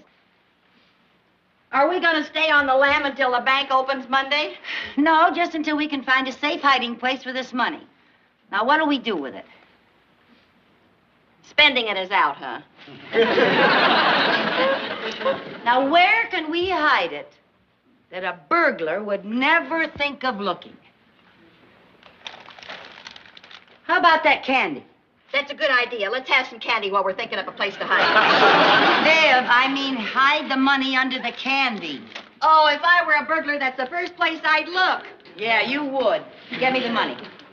Why can't you get it? Look, I'd trust you with $2,000, but not with 2 pounds of chocolate. Get the money. Okay.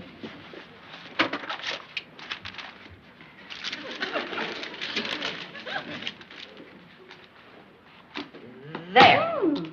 Now, what are you going to do with the box? Yeah, what am I going to do with the box?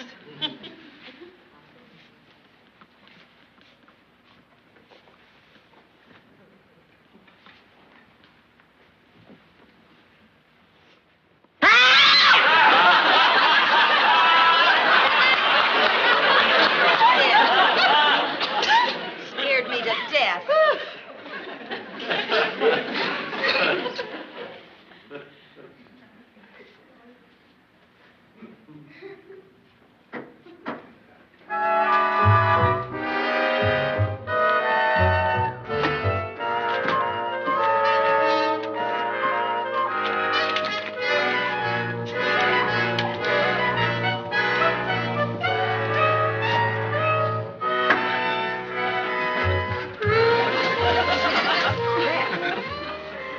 My, you're clever. Thank you.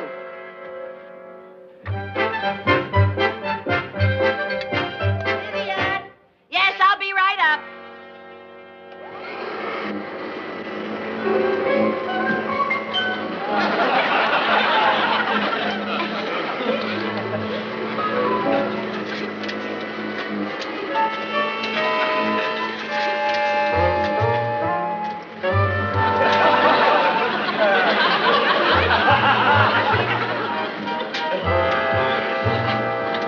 Hey, Mom, can I have 50 cents for the carnival this afternoon?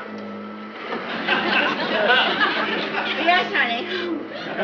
It's out there in the kitchen in my purse.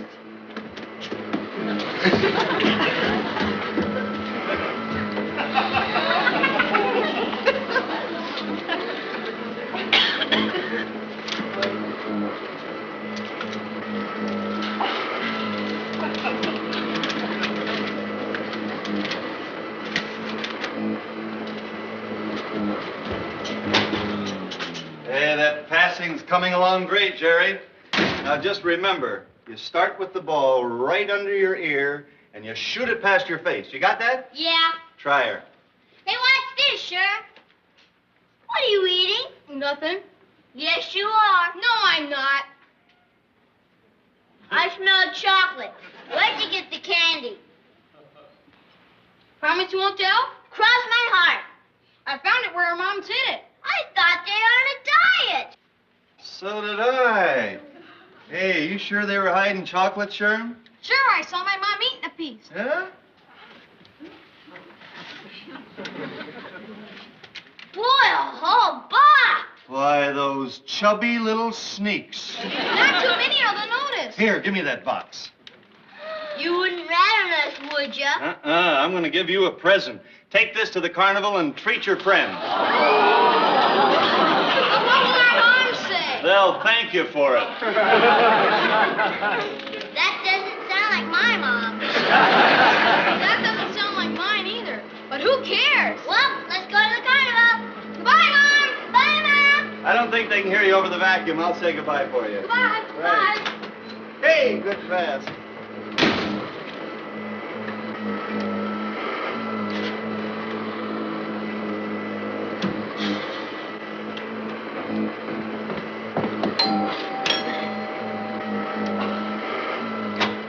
Well, where is she? Where's Mrs. Carmichael? Hi, Mr. Barnsdall. Oh, Connors, it's you. Well, where is she? Well, simmer. I'll get her. Lucy. Hey, Lucy. In all my days as a banker, I never ran across anybody like her. She is unique, isn't she? Lucy! If I get my hands on her, she may go to prison for years. Hi, Harry. How are you? Oh, hi. Oh, Mr. Barnsdall. Now, Mrs. Carmichael, I'm going to come right to the point. I've been up all night trying to trace a $2,000 shortage. Really? And I've traced it to you. Oh, well, now, if there was a shortage, that means there was a mistake, and I thought your bank never made mistakes. May I point out to you that cashing a $2,000 check with $20 in your account is a felony. Well, now, I had no intention of keeping the money, so it is not a felony. I merely wanted to wave the money under your nose to prove that you and your precious bank were human. We're human. Now may I have the $2,000? Not until you say I made a mistake. Oh, Mrs. Carmichael.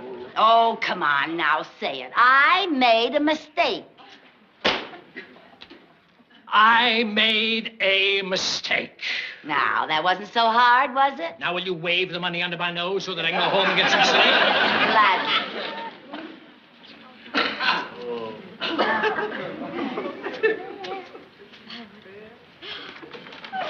There. Mrs. Carmichael, I'm not interested in reading. I'd like the money. This is supposed to be a box of candy. I'm not interested in sweets either. I don't understand. We put the money in a box of candy. And we put it in this book jacket. Oh, no. Maybe you got the wrong book. Come on, let's look over here. Did you have it on the top shelf? It was on the top Oh, shelf. Yes, no. and I haven't touched it. Oh, no. What's with you and oh no? I gave the candy to the kids to take to the carnival. Oh no! Harry! Well, let's not stand here. Let's go to the carnival. Get to the carnival. Hurry up, hurry up! Hurry up.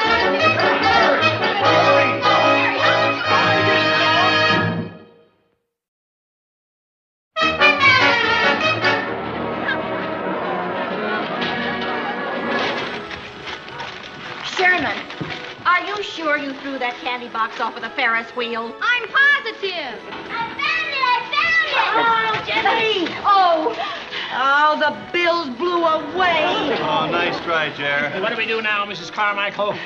Well, we just all got to hunt until we find those $400, $500 bills. Now, fan out, group. Come on, Jerry. Man, look good now, children.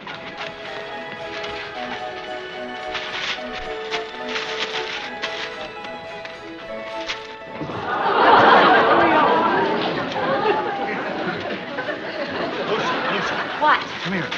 On the end of his stick, he had a $500 bill. He put it in the bag. I'll get it. No, wait a minute. This may take a little finesse. I'll do it. Excuse me, sir. Yeah, what is it, Mac? How'd you like to sell me your bag of trash? I don't think you heard me.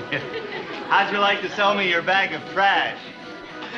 How would you like to find a quiet corner and sleep it off? Look, this is a pure business proposition. I'd like to buy the trash. Yeah, what do you want, you rocker? No, I'd just like to buy the trash. Yeah, but what are you, some kind of new nut? I'll give you $1.50 for it. What are you making a big deal?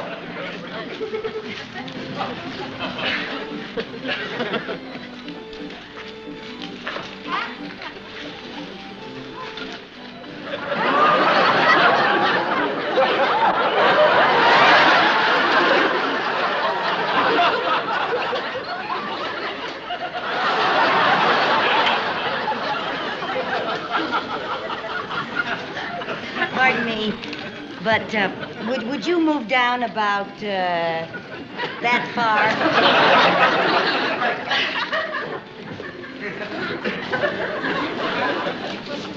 I'm sorry to bother you, but would you reach that paper for me, please?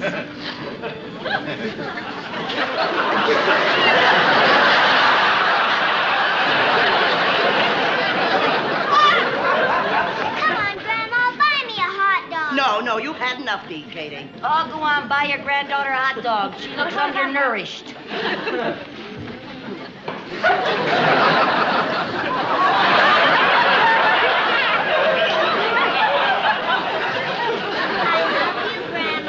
Well, I love you too, Katie. Absolutely not.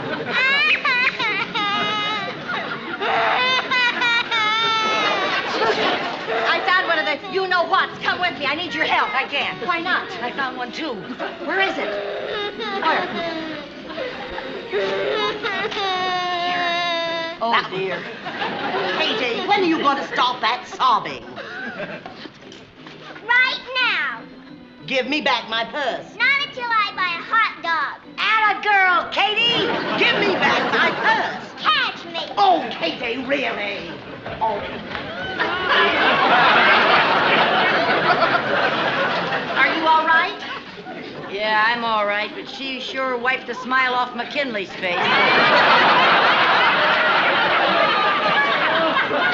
Come on, let's go get the one I found. Why didn't you bring it with you? I couldn't. Why not? An elephant is standing on it. Come on.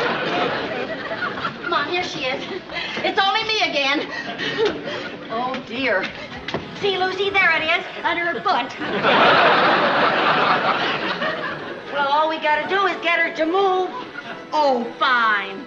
Did you ever try to move an elephant? Well, just get her to lift her leg for a second. How you gonna do that? Would you mind lifting your leg just for a second, please? Pull it. Push it. Get it up, Lucy. Get it up. Pull it up. Pull it up. Oh, I can't. She won't move. I'll help you. I'll help you. Come on. Maybe the two of us can get her. Come on. She's sitting on me. Lucy, that won't work. That won't work. Listen, maybe if I talk to her, she'll cooperate. Okay. Now hear this.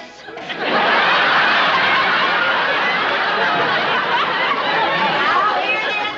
You are standing on something that belongs to me. Please lift your foot. Please. Lucy, she can't hear through her nose. Her ear's up here. Oh.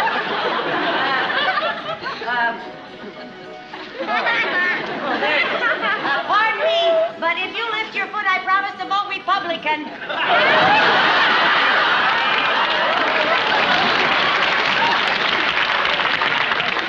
No, how do you like that? We got the only elephant in the world that's a Democrat.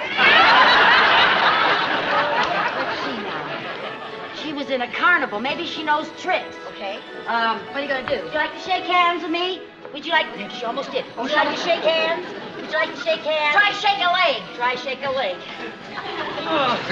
Oh, dear. What would make an elephant move? Another elephant. That's right. They follow each other. What are you going to do? They follow each other. Jumbo? Come on, Jumbo. Yeah, Jumbo. Come on, Jumbo. Come on. Come on, Jumbo. She's not moving. No. Look, please. I'll pull and you push. Push her hard. Push? I'm From gonna where? Push. I'm gonna push. From back there. Where would you push her? Lucy! Push. Would you please come forward? Whoever you are. You're a pesky pachyderm. Will you come forward, please? Viv, push harder. If you don't like the way I push an elephant, you come back here and push. Over there. Ready? Viv, you really should give up that knit suit.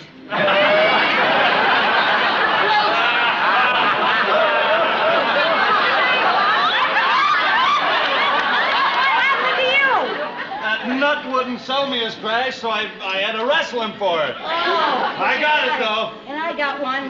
Oh, boy, and I got one. Come on, help us push this elephant, will you, Harry? Right. Huh? Why are we pushing an elephant? Harry, the one I found is under there, see? Oh, there. Yeah, we Come gotta on. push her There we off. go. Come on, all three of us. Oh, come on. Will you move, you nut? Come on. Oh, Mr. Barstow! Where have you been? Well, I've got one. I got it under a woman's shoe. It was stuck with gum. How did you get so wet? Did you ever try to take off a woman's shoe in the tunnel of love? Oh, good. We got all the money. All the money. Here's mine. Well, that's three of them. Where's the fourth? Well, where is it? Well, Mr. Barnsdall, it's under the elephant's foot. Oh! How am I going to get that from out from under a foot? Well, maybe you should take her for a ride in the tunnel of love.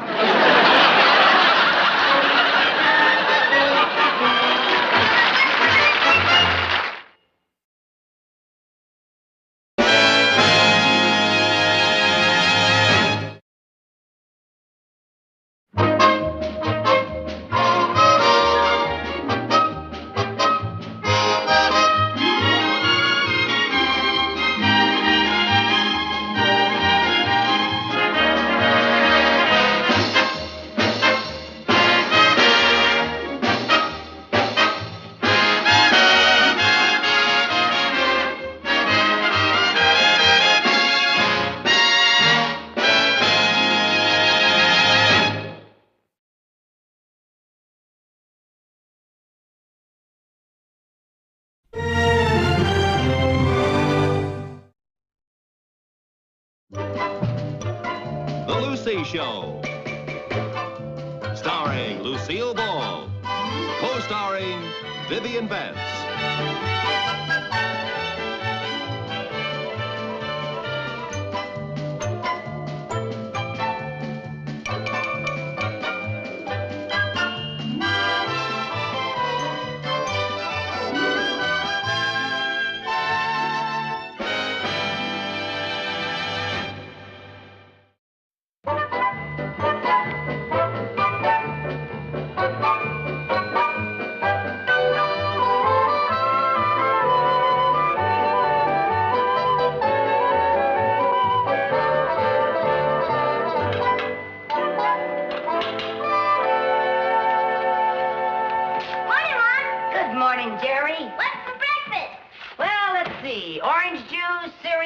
Scrambled eggs, toast, and boy, that grass sure needs cutting. Again? We just cut it 2 weeks ago. Well, that's grass for you. You water it, you fertilize it, you weed it, you don't walk on it. And how does it show its gratitude? It grows. Boy, that grass grows as fast as my hair. Faster. Why don't you give it a push? Hey, that's a good idea. We'll do it as soon as you get home from school this afternoon. Oh, I'm sorry, Mom. I can't. I have to stay after school. Oh, dear. Penmanship again? No, the teacher says I'm getting to write pretty good now. Well, what is it then? Now that she can read my writing, she found out that I don't know how to spell. Oh. Well, I guess I'm just going to have to find some other helper, that's all. Put your napkin on. Morning, Mom. Good morning, Chris. What's the matter with me? Have I suddenly become invisible? No, but I keep hoping. Children, now, please. Chris, are you coming right home from school today? Sure, why? Well, the grass is... It's sort of time to cut it, and I was wondering if you'd help me. Mother! Well, what if Walter Brewer drives by on his bicycle and I'm out there cutting the grass? How would it look? It would look a lot better than it does now. But, Mom, it's just not ladylike. Oh, well, then that explains why the members of the embroidery club threw stones at me the last time I cut the grass. Oh, Mother. Morning. Good morning, Sherman. Hi, Chris. Hi. Sherman, I suppose you have a very good reason why you can't help me cut the grass this afternoon. Gosh, no. I'd love to help you. Well, good boy. I finally got a helper. I thought you had a music lesson this afternoon. I thought it was too good to be true. I'd a lot rather help cut the grass than play on that old piano. Oh, no, your mother wouldn't like that. She doesn't need to know. Well, now, she'd find out eventually. I won't tell her if you don't. I won't tell her if you give me a quarter. Now, just a minute. I appreciate your offer, Sherman, but you better take your music lesson. Well, I guess I have just one prospect left.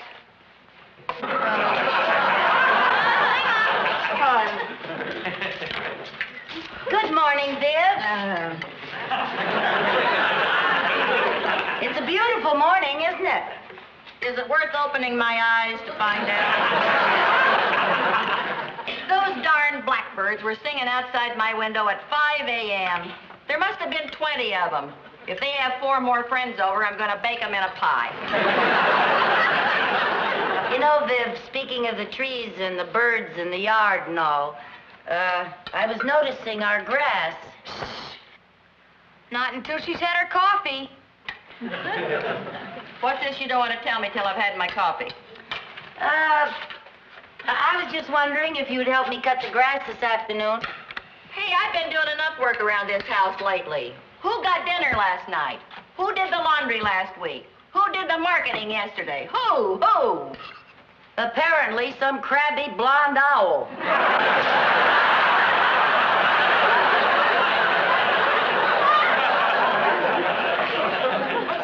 All of you. Haven't you got any civic pride? What'll the neighbors think? Maybe if we let the grass grow a little higher, they won't know we're here. Well, we got to do something about the grass. Anybody got any suggestions? Why don't you cover the grass with cement? Yeah, that'd make a neat basketball court. I suggest you buy a powered lawnmower. Have you any suggestions as to where we get the $100 to pay for it? Ask Mr. Barnstall at the bank. Oh, sure. Well, he's in charge of the money Daddy left us. Isn't he supposed to give us some when we need it? Yeah, but his idea of need and my idea of need are slightly different. Compared to Mr. Barnsdall, Scrooge was a swinger.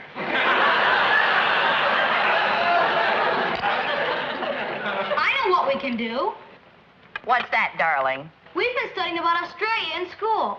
And Miss Clementine says that the farmers there never have to cut the grass. They let the sheep graze on the land, and they keep it trimmed by eating it. Well, good. We'll all move to Australia. The 2-acre basketball court was a better idea. Hey, we'll miss the bus. Let's go. Bye, Mom. Bye, Aunt Viv. Goodbye. Fall off the bus, children. Don't get lost in the grass.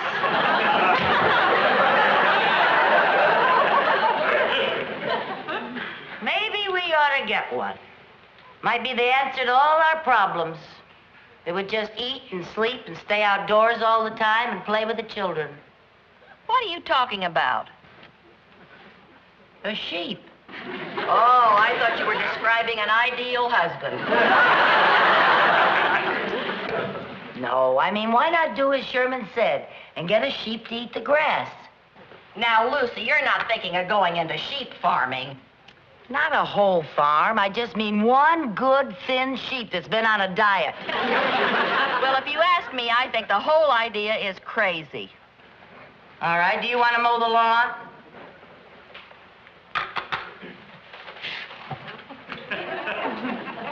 Where are you going? To go look at the want ads to see where we can get a cheap sheep.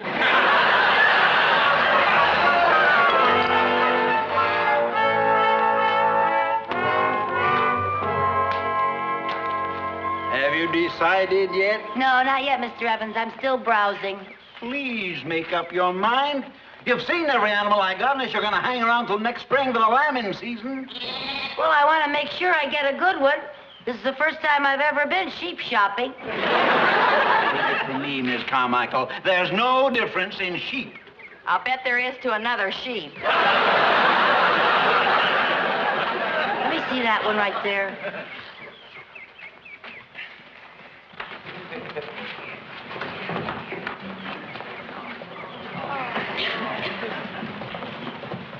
Oh, no. Now that I see it up close, I don't think so. What's the matter with that one? His eyes, they're too close set. Yeah, you can never trust him. See? He looks crooked. I wouldn't be a bit surprised if he was 40% cotton. Did I see that one back there? You've already looked at him once. Well, somehow he looks different now. Could be. He's a lot older now. What is there about raising sheep that makes a man so sour? I like this one. Yeah, he's kind of cute. You like black sheep, Viv? Like him, I was married to one. Viv, you don't mean half the things you say about Ralph. I mean everything I say about Ralph. Make up your mind. I'm getting a rash from all this wool. Oh, I'm sorry, Mr. Evans. May I see him? Her. Her, him, that one.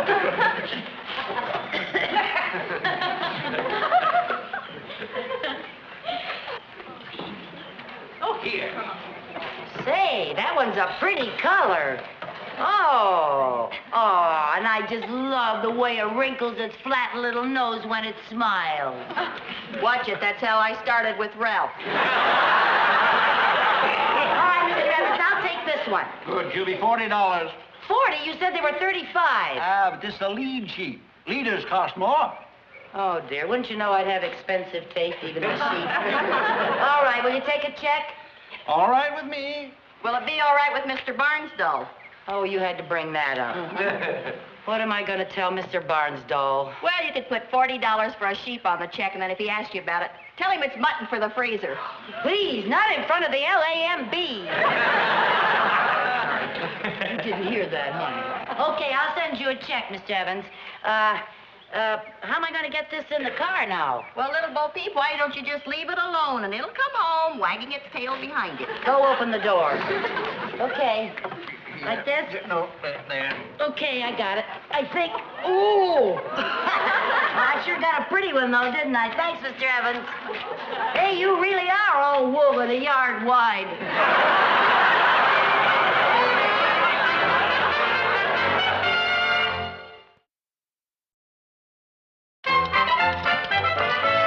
Gee, isn't that a beautiful sight? The yard's almost completely cropped, and Clementine's only been nibbling for 3 days. She's liable to chew her way out of a job. As soon as she finishes with the yard, I'm going to promote her to hedges. That's automation for you. You know, if this catches on, there are going to be a lot of gardeners out of work. Yeah, you're not kidding. Mrs. Farrington down the road offered me $2 a day to let Clementine do her yard. Yeah. We could go into a rent-a-sheep business. Yeah, we could have our own U-Drive.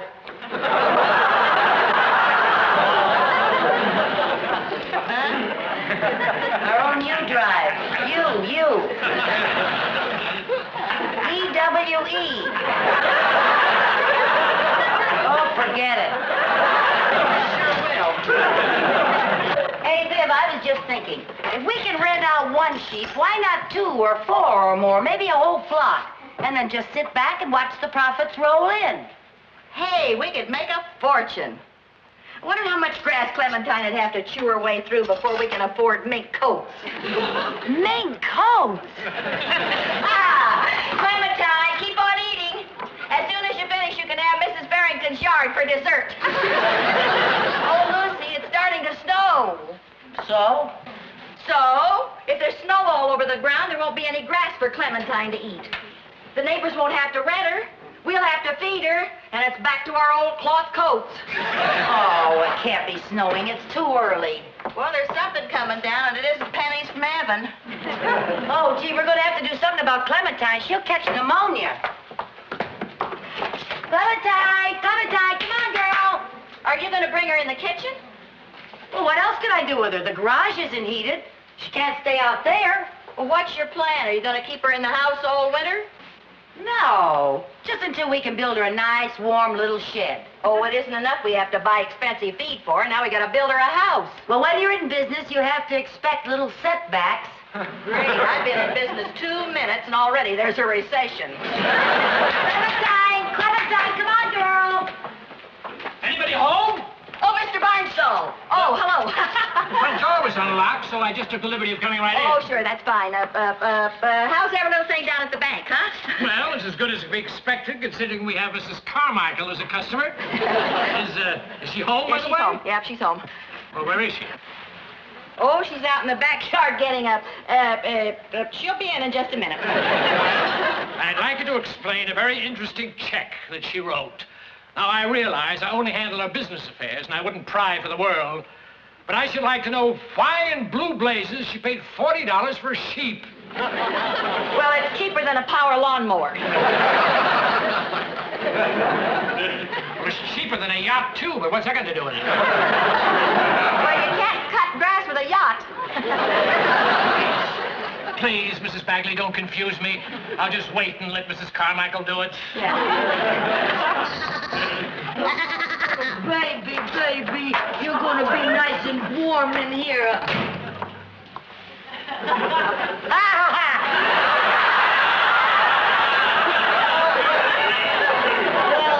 Hello, Mr. Barnsdall. I want you to meet the newest member of the family.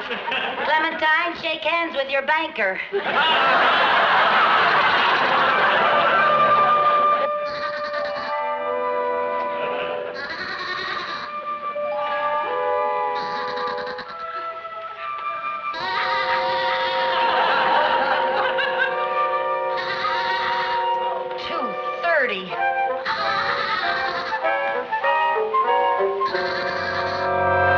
Mother! Yes, Chris? I can't sleep.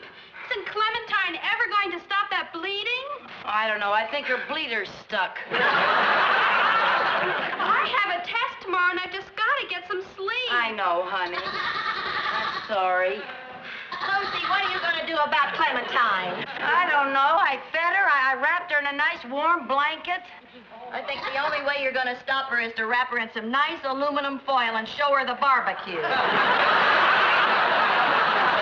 bet you don't mean that. Well, if I don't get some sleep pretty soon, I'm liable to mean it. Mommy, I can't sleep. Join the club. Where's Sherman? Sound asleep. How come? He stuffed his ears full of Clementine's wool. How are we ever going to get any sleep? I don't know. I'll go down and see what I can do. By yourself. I'll be right back.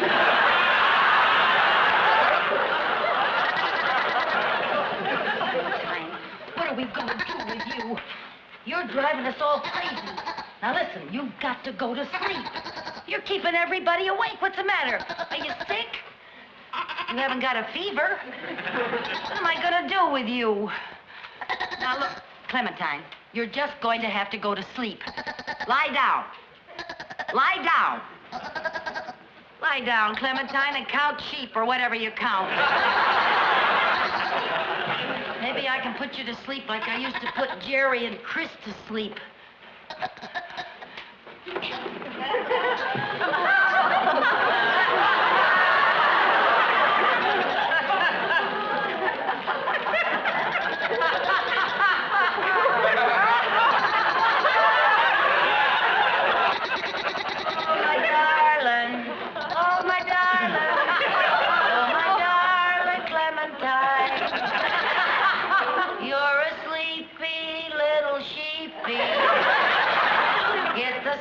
Now, Clementine. Oh, my darling. Oh, my darling. Oh, my darling Clementine. You're my lammy, I'm your mammy. Oh, my darling Clementine.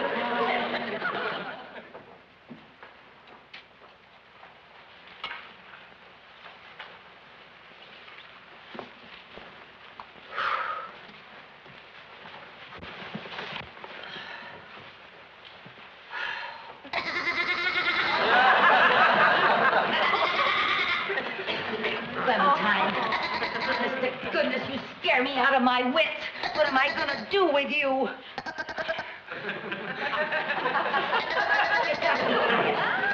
Gotta be quiet and let us sleep.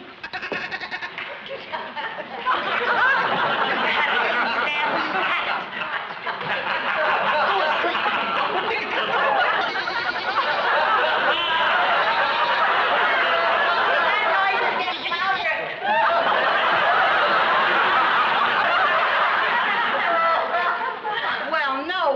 It's getting louder. Well, I didn't ask her to come up here. It was her own idea.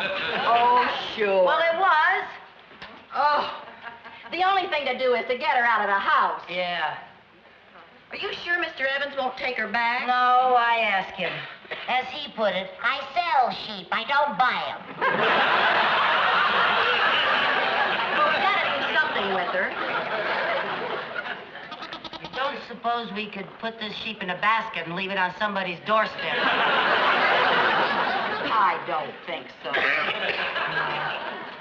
Hey, why don't we get her back to Mr. Evans without his knowing it? How? We could sneak her in the pen with the other sheep. He'd never notice one more. Hey, that's good thinking. And we'd be doing Mr. Evans a favor, too. He can sell Clementine all over again. And we'd be doing the other sheep a favor, too, saving the trouble of electing a new leader. Right.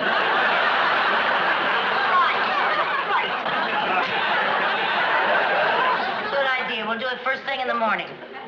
What's wrong with right now? Right now, it's way past midnight. Well, if we wait until morning, Mr. Evans is liable to catch us doing him this great favor. Besides, what have we got to do the rest of the night? Sleep. Oh, all right. Go warm up the car. We'll be right down.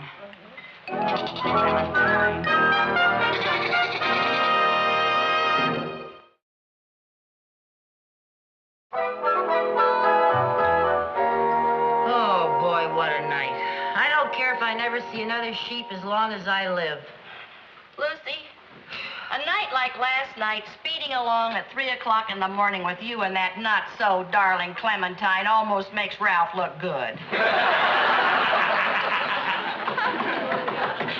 Come in. Great news! I've saved the day.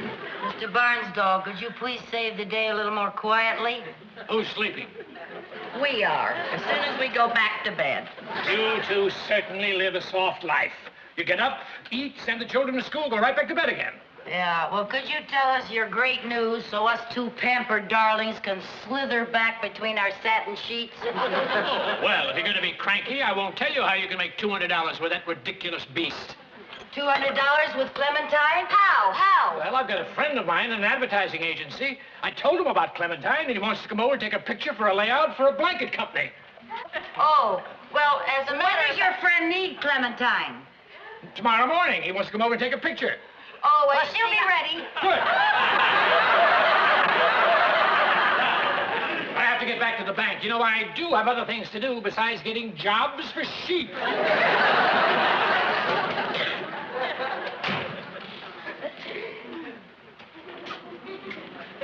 Lucy, can I ask you a question? Sure. Are you crazy? Is that your question? This is a two-part question. Why did you tell him Clementine would be available tomorrow morning? Because she will be. We'll go and get her. How? Tonight after it gets dark, we'll go and snatch her out of the pen. We can't do that. Since when are you against making $200? Since the penalty for sheep napping is a stiff jail sentence and a big fine. You are not a sheep napper if you're napping your own sheep. I'd hate to have to explain that to a judge.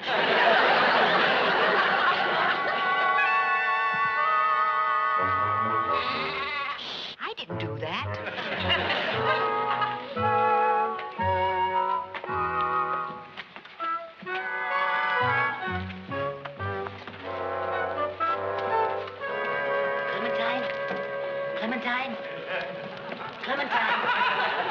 Clementine?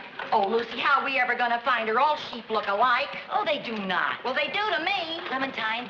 Here, Clementine. Clementine. Here, Clementine. Well, the real Clementine Carmichael. Here, Clementine. You're not Clementine. You're not Clementine. You're not Clementine. You're not. You certainly aren't. Here, Clementine. Clementine. Oh, Lucy, we could be here all night and never find her. Oh, come here. Take me to your leader.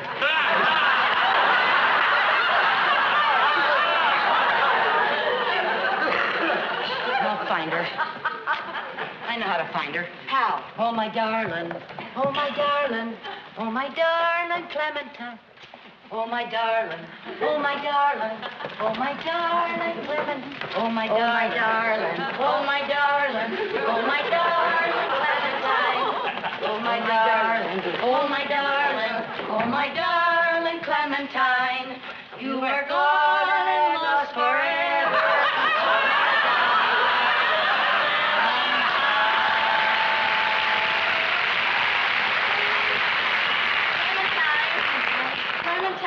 Clementine. Oh, Clementine. I found her. I found her. This is Clementine. Is that her? Yes, I can You sure? Yeah. Okay. Well, don't just stand there. Pick up your end. How come this end is mine?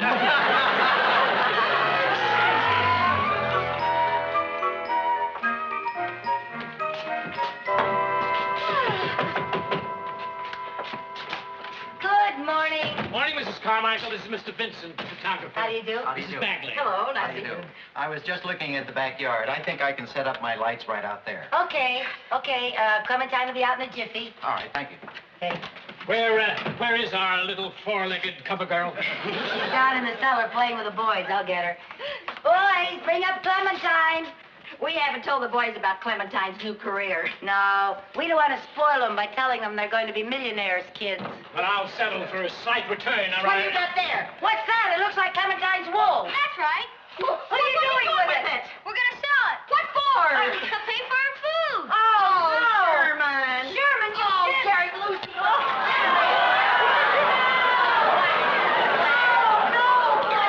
Well, don't just stand there. Get some clothes.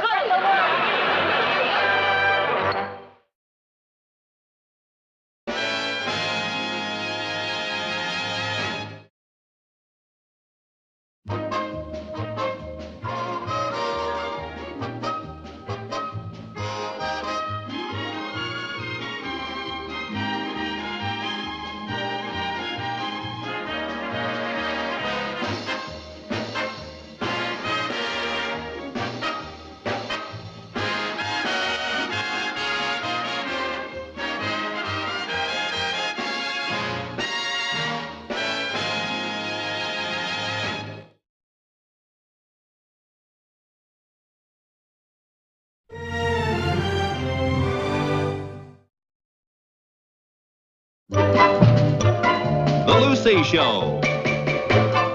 Starring Lucille Ball. Co-starring Vivian Vance.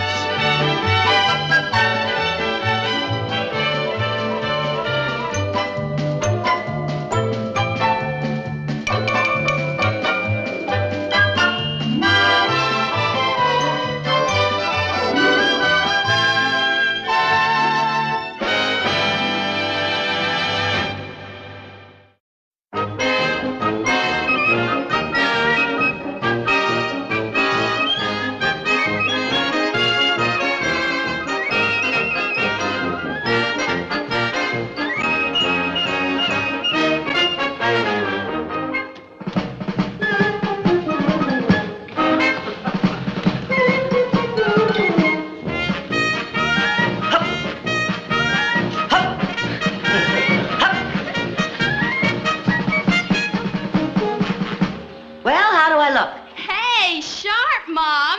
What are you doing in your old wave uniform? Viv and I are going into New York. What are you two going to do? March in the old Vets parade? Yes, it's in our honor. There aren't many of us left who served with Admiral Dewey at Manila. Oh, what are you really going to do? Well, Jane Corey, our old commanding officer, has invited us to lunch. She's traveling around the country now trying to interest women in the space program. Hey, I'm impressed, Mom. You know somebody who works for NASA. What's up? NASA. You know, National Aeronautics and Space Administration. Oh, that NASA. Oh, hi,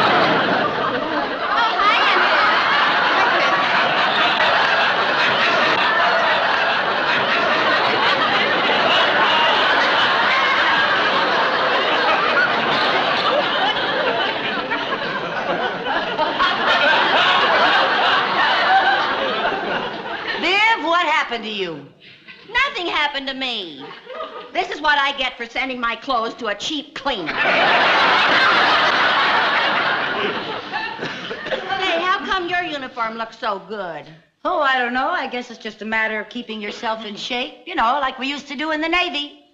Aha, you had your jacket let out, didn't you? Well, did you or didn't you? Only my dressmaker knows for sure.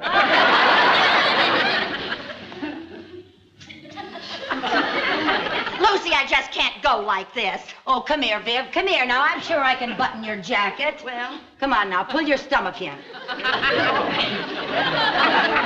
I said pull in your stomach. It is in. You're kidding. For me, it's in. Oh, it's no use. Just forget the whole thing and you go by yourself. Oh, now, Viv, please. I'm not going to let Jane Corey see me bursting out of this uniform. Oh, Viv, wait a minute. You can take my waist cincher, the one that I bought so I could squeeze into my black sheath. That thing? It's too uncomfortable. Oh, please, Viv.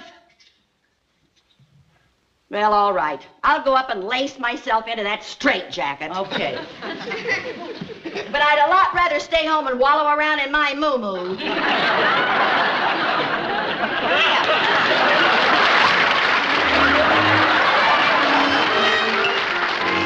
Now, you have been asked to attend today because I feel that women of your caliber will provide the nucleus for our future Women in Space program.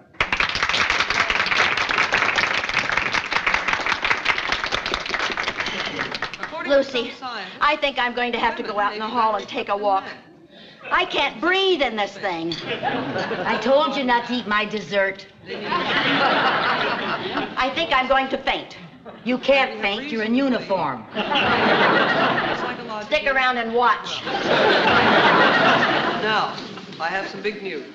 On Monday, as part of our Women in Space program, we are going to conduct a psychological test. We're going to put 2 women into a simulated space capsule for a period of 24 hours for a compatibility test. My, isn't that exciting? Lucy, I think I really am going to faint. What'll I do? Bend over and put your head between your knees. If I could bend over, I wouldn't have to bend over.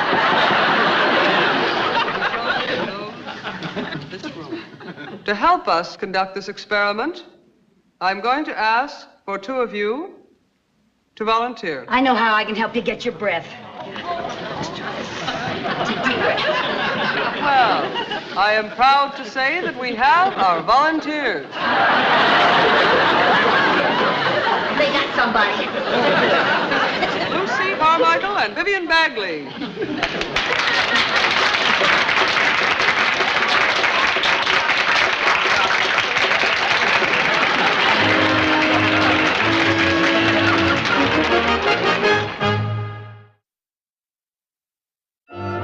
This will be your home for the next 24 hours.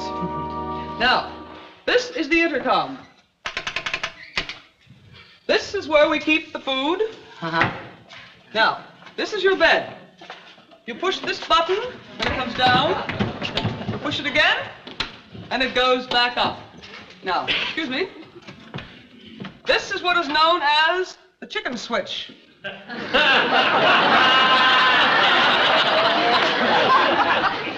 Chicken switch? Yes. I know you two will prove to be compatible, but if at any time you feel you simply can't take it anymore, pull the switch, the door will open. Any questions? Negative. Good luck. Thank you. It's our honor. Oh, yes, I'm sure it'll be a thrill of a lifetime. Okay, girls, here we go. I'll see you in 24 hours. Oh, yes, goodbye.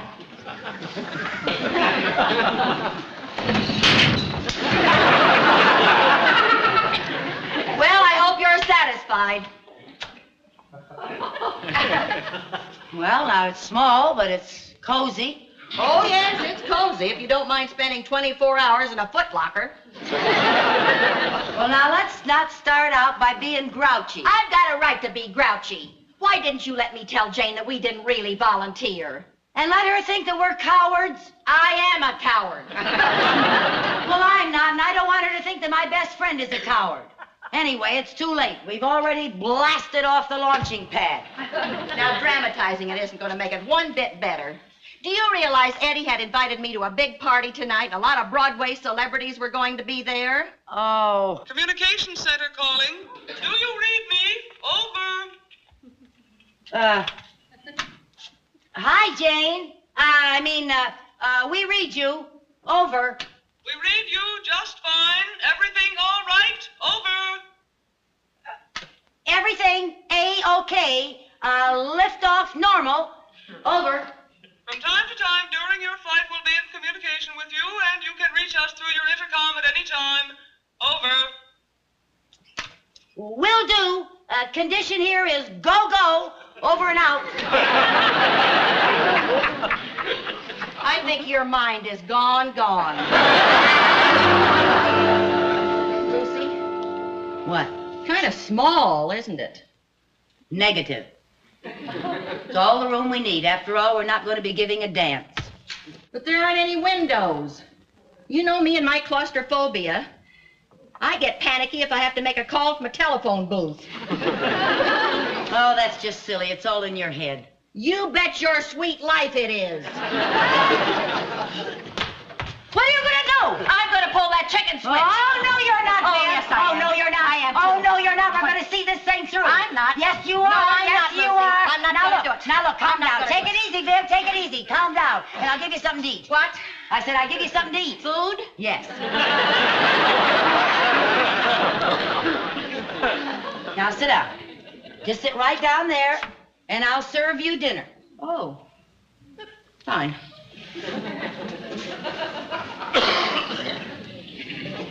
Let's see now. What's on the menu for dinner? Roast turkey and baked potato. Oh, that sounds great.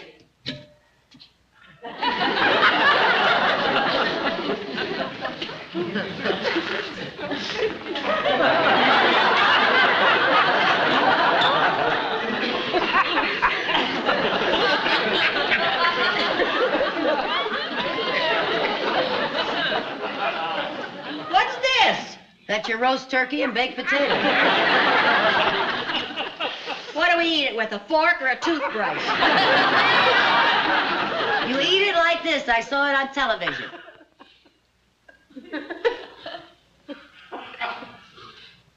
How's your turkey? Not bad at all. Mine tastes like all white meat.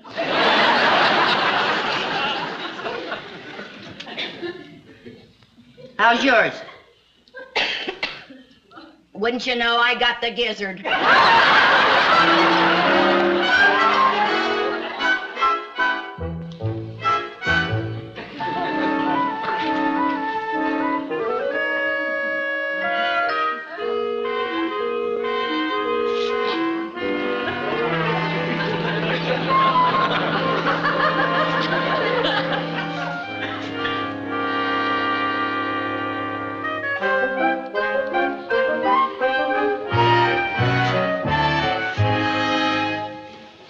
What are you eating?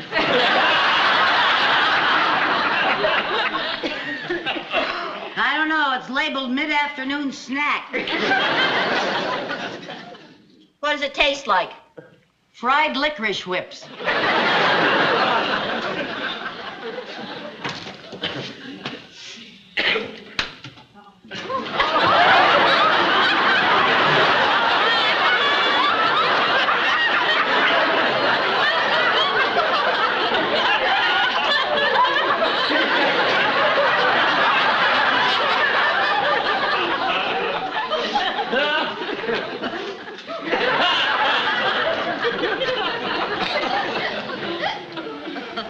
You know, Viv? Viv,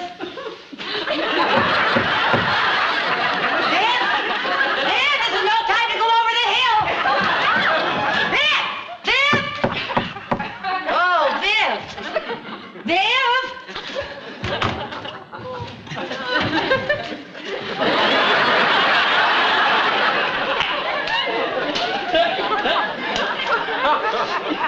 Oh, Viv, say something. Talk to me. Say something. Well, I'll tell you one thing. You've certainly cured me of my fear of telephone booths.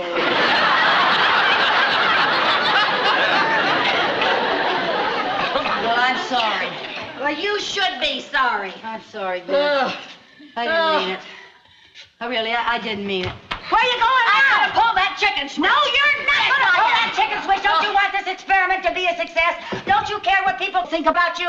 Double negative. Listen, now you stop. We have got to stay in here to prove that women can be compatible. But we're not compatible. Oh, yes, we are compatible. And don't you give me any of your back talk. We're about as compatible. I'm gonna pull that switch. How is everything? Let me talk to her. Oh, no, you don't. I'm busy right now. Can I call you back?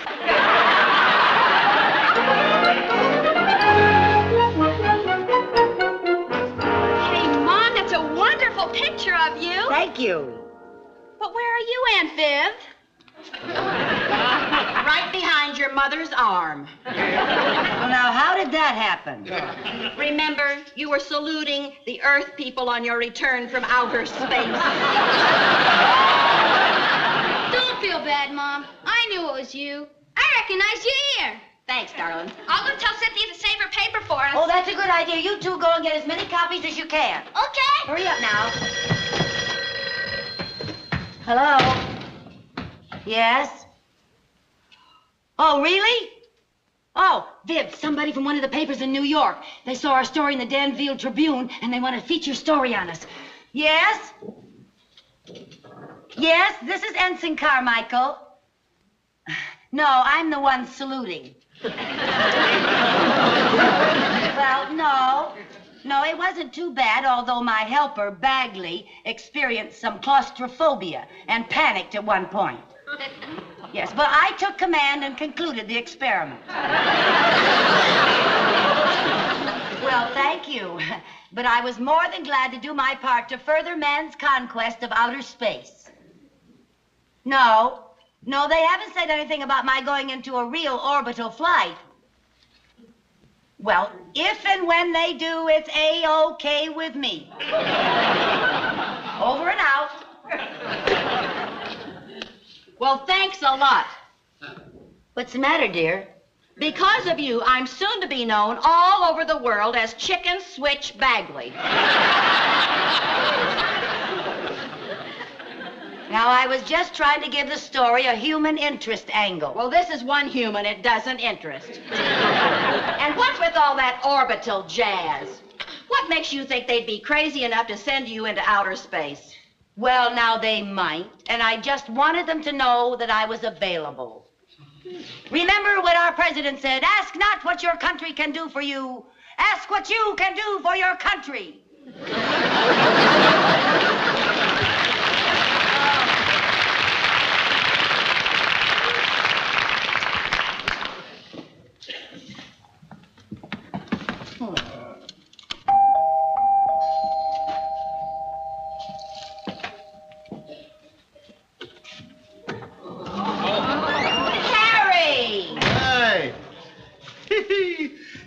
Congratulations.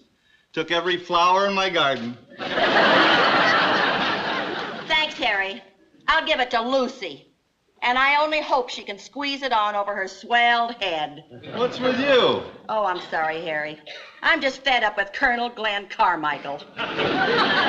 Oh, she's taking it pretty big, huh? Well, you know Lucy. That big? Yeah.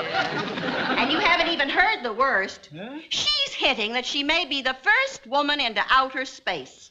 Oh, boy, that's too much. Yeah, you're darn right it's too much, and I'm going to do something about it. What? Well, I'm working on a plan. Yeah? What is it? She says she'd be happy to be the first lady into outer space. I'm going to make her the happiest woman in the world. What are you going to do? She's going to be the first lady astronaut. Or at least she'll think she is. Ooh, how are you going to work it? With a borrowed spacesuit and you. Good. What do I do? You just go to your little house next door and make a phone call from Cape Canaveral.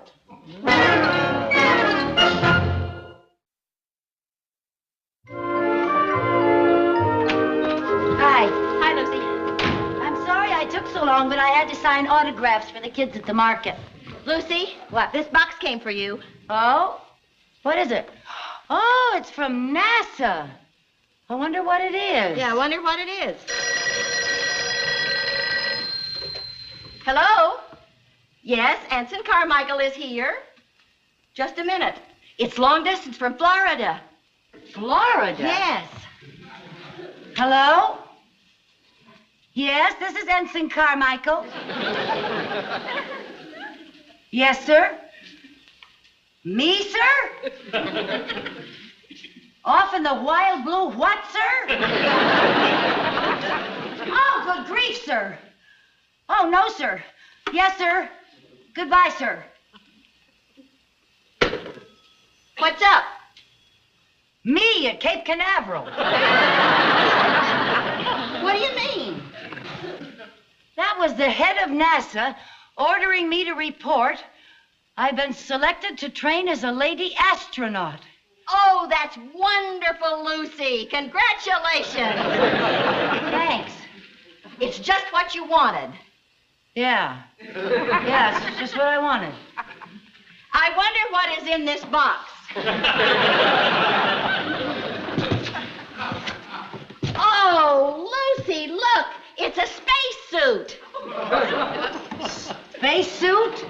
Yes, isn't that darling? Yeah, darling.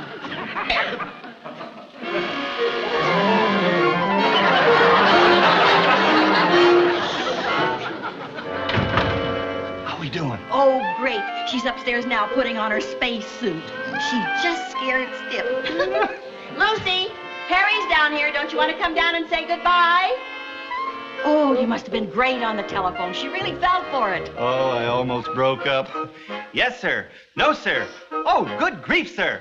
Off in the wild blue what, sir? Dummy thump.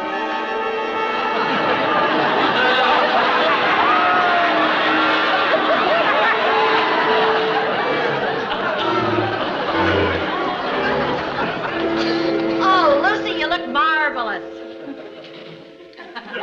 Lucy? Lucy? Yeah? Viv just told me the news. Congratulations. Oh, thank you. Say, when do you blast off? Well, they didn't say, but any time at all is all right with me. Lucy, you're certainly being brave about this. I'd be scared stiff. Yeah, well... There's nothing to be scared of, Viv. She's got the greatest minds in the country behind her. Besides, what's the worst thing that could happen? What? You might overshoot your target on the splashdown. Splashdown? Yeah, you know, when you land in the water. But I can't swim. Carmichael, remember, ask not what your country can do for you. Ask what you can do for your country. But I collect for the Red Cross. I buy savings bonds. I was with the Waves. How much does that man in the White House want from me?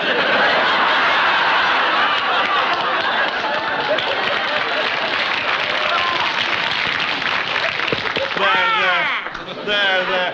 Astronauts don't cry. No, I guess not. Besides, I might short-circuit my control. Darling. What? I don't want you to worry about Chris and Jerry. I'll take care of them in case... Well, in case anything happens. What do you mean, in case anything happens? Isn't this just routine? Lift off, zip around a couple of times, and splash down? Well, usually, yes. But you know, in space, what goes up doesn't necessarily have to come down. You mean... the rest of my life? I wouldn't worry. It's an outside chance. I'll get it. Maybe Cape Canaveral's fogged in.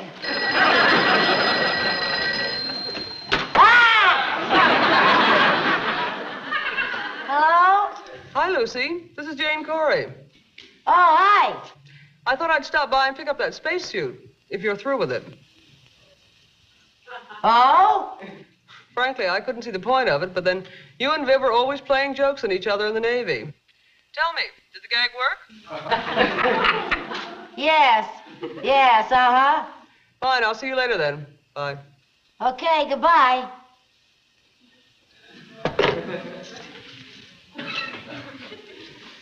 That was Chris.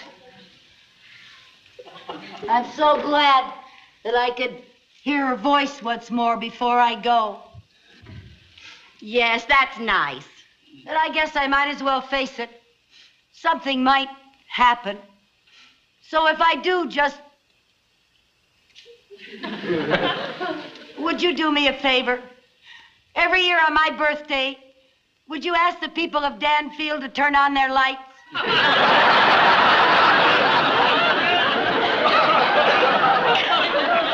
Yeah, sure. We promise. And Harry, if by chance on one of your flights you happen to see me up there, so I won't be lonely, will you waggle your wings? Yeah, sure, I'll waggle. And Viv, I appreciate your offer to look after Chris and Jerry, and I'm going to take you up on it. You're the dearest, most wonderful woman in the world, and you're practically their second mother anyway.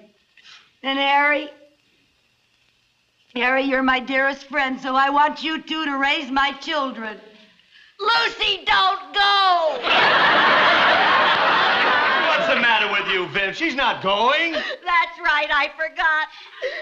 Lucy, I've got something to tell you. This is all just a big joke. I got something to tell you, too. That was Jane Corey on the phone, and I know it. That was a dirty trick. One dirty trick deserves another. But you had it coming to you, walking around here so big-headed. And you were just as mean as she was, Harry. Well, us old-fashioned jet pilots are just nasty, that's all. Lucy, you should have seen the look on your face when you thought you were really going into orbit. You were scared green. Now, just wait a minute. Apprehensive, maybe, excited, but not scared. As a matter of fact, I was just a teensy-weensy bit disappointed that it was a joke.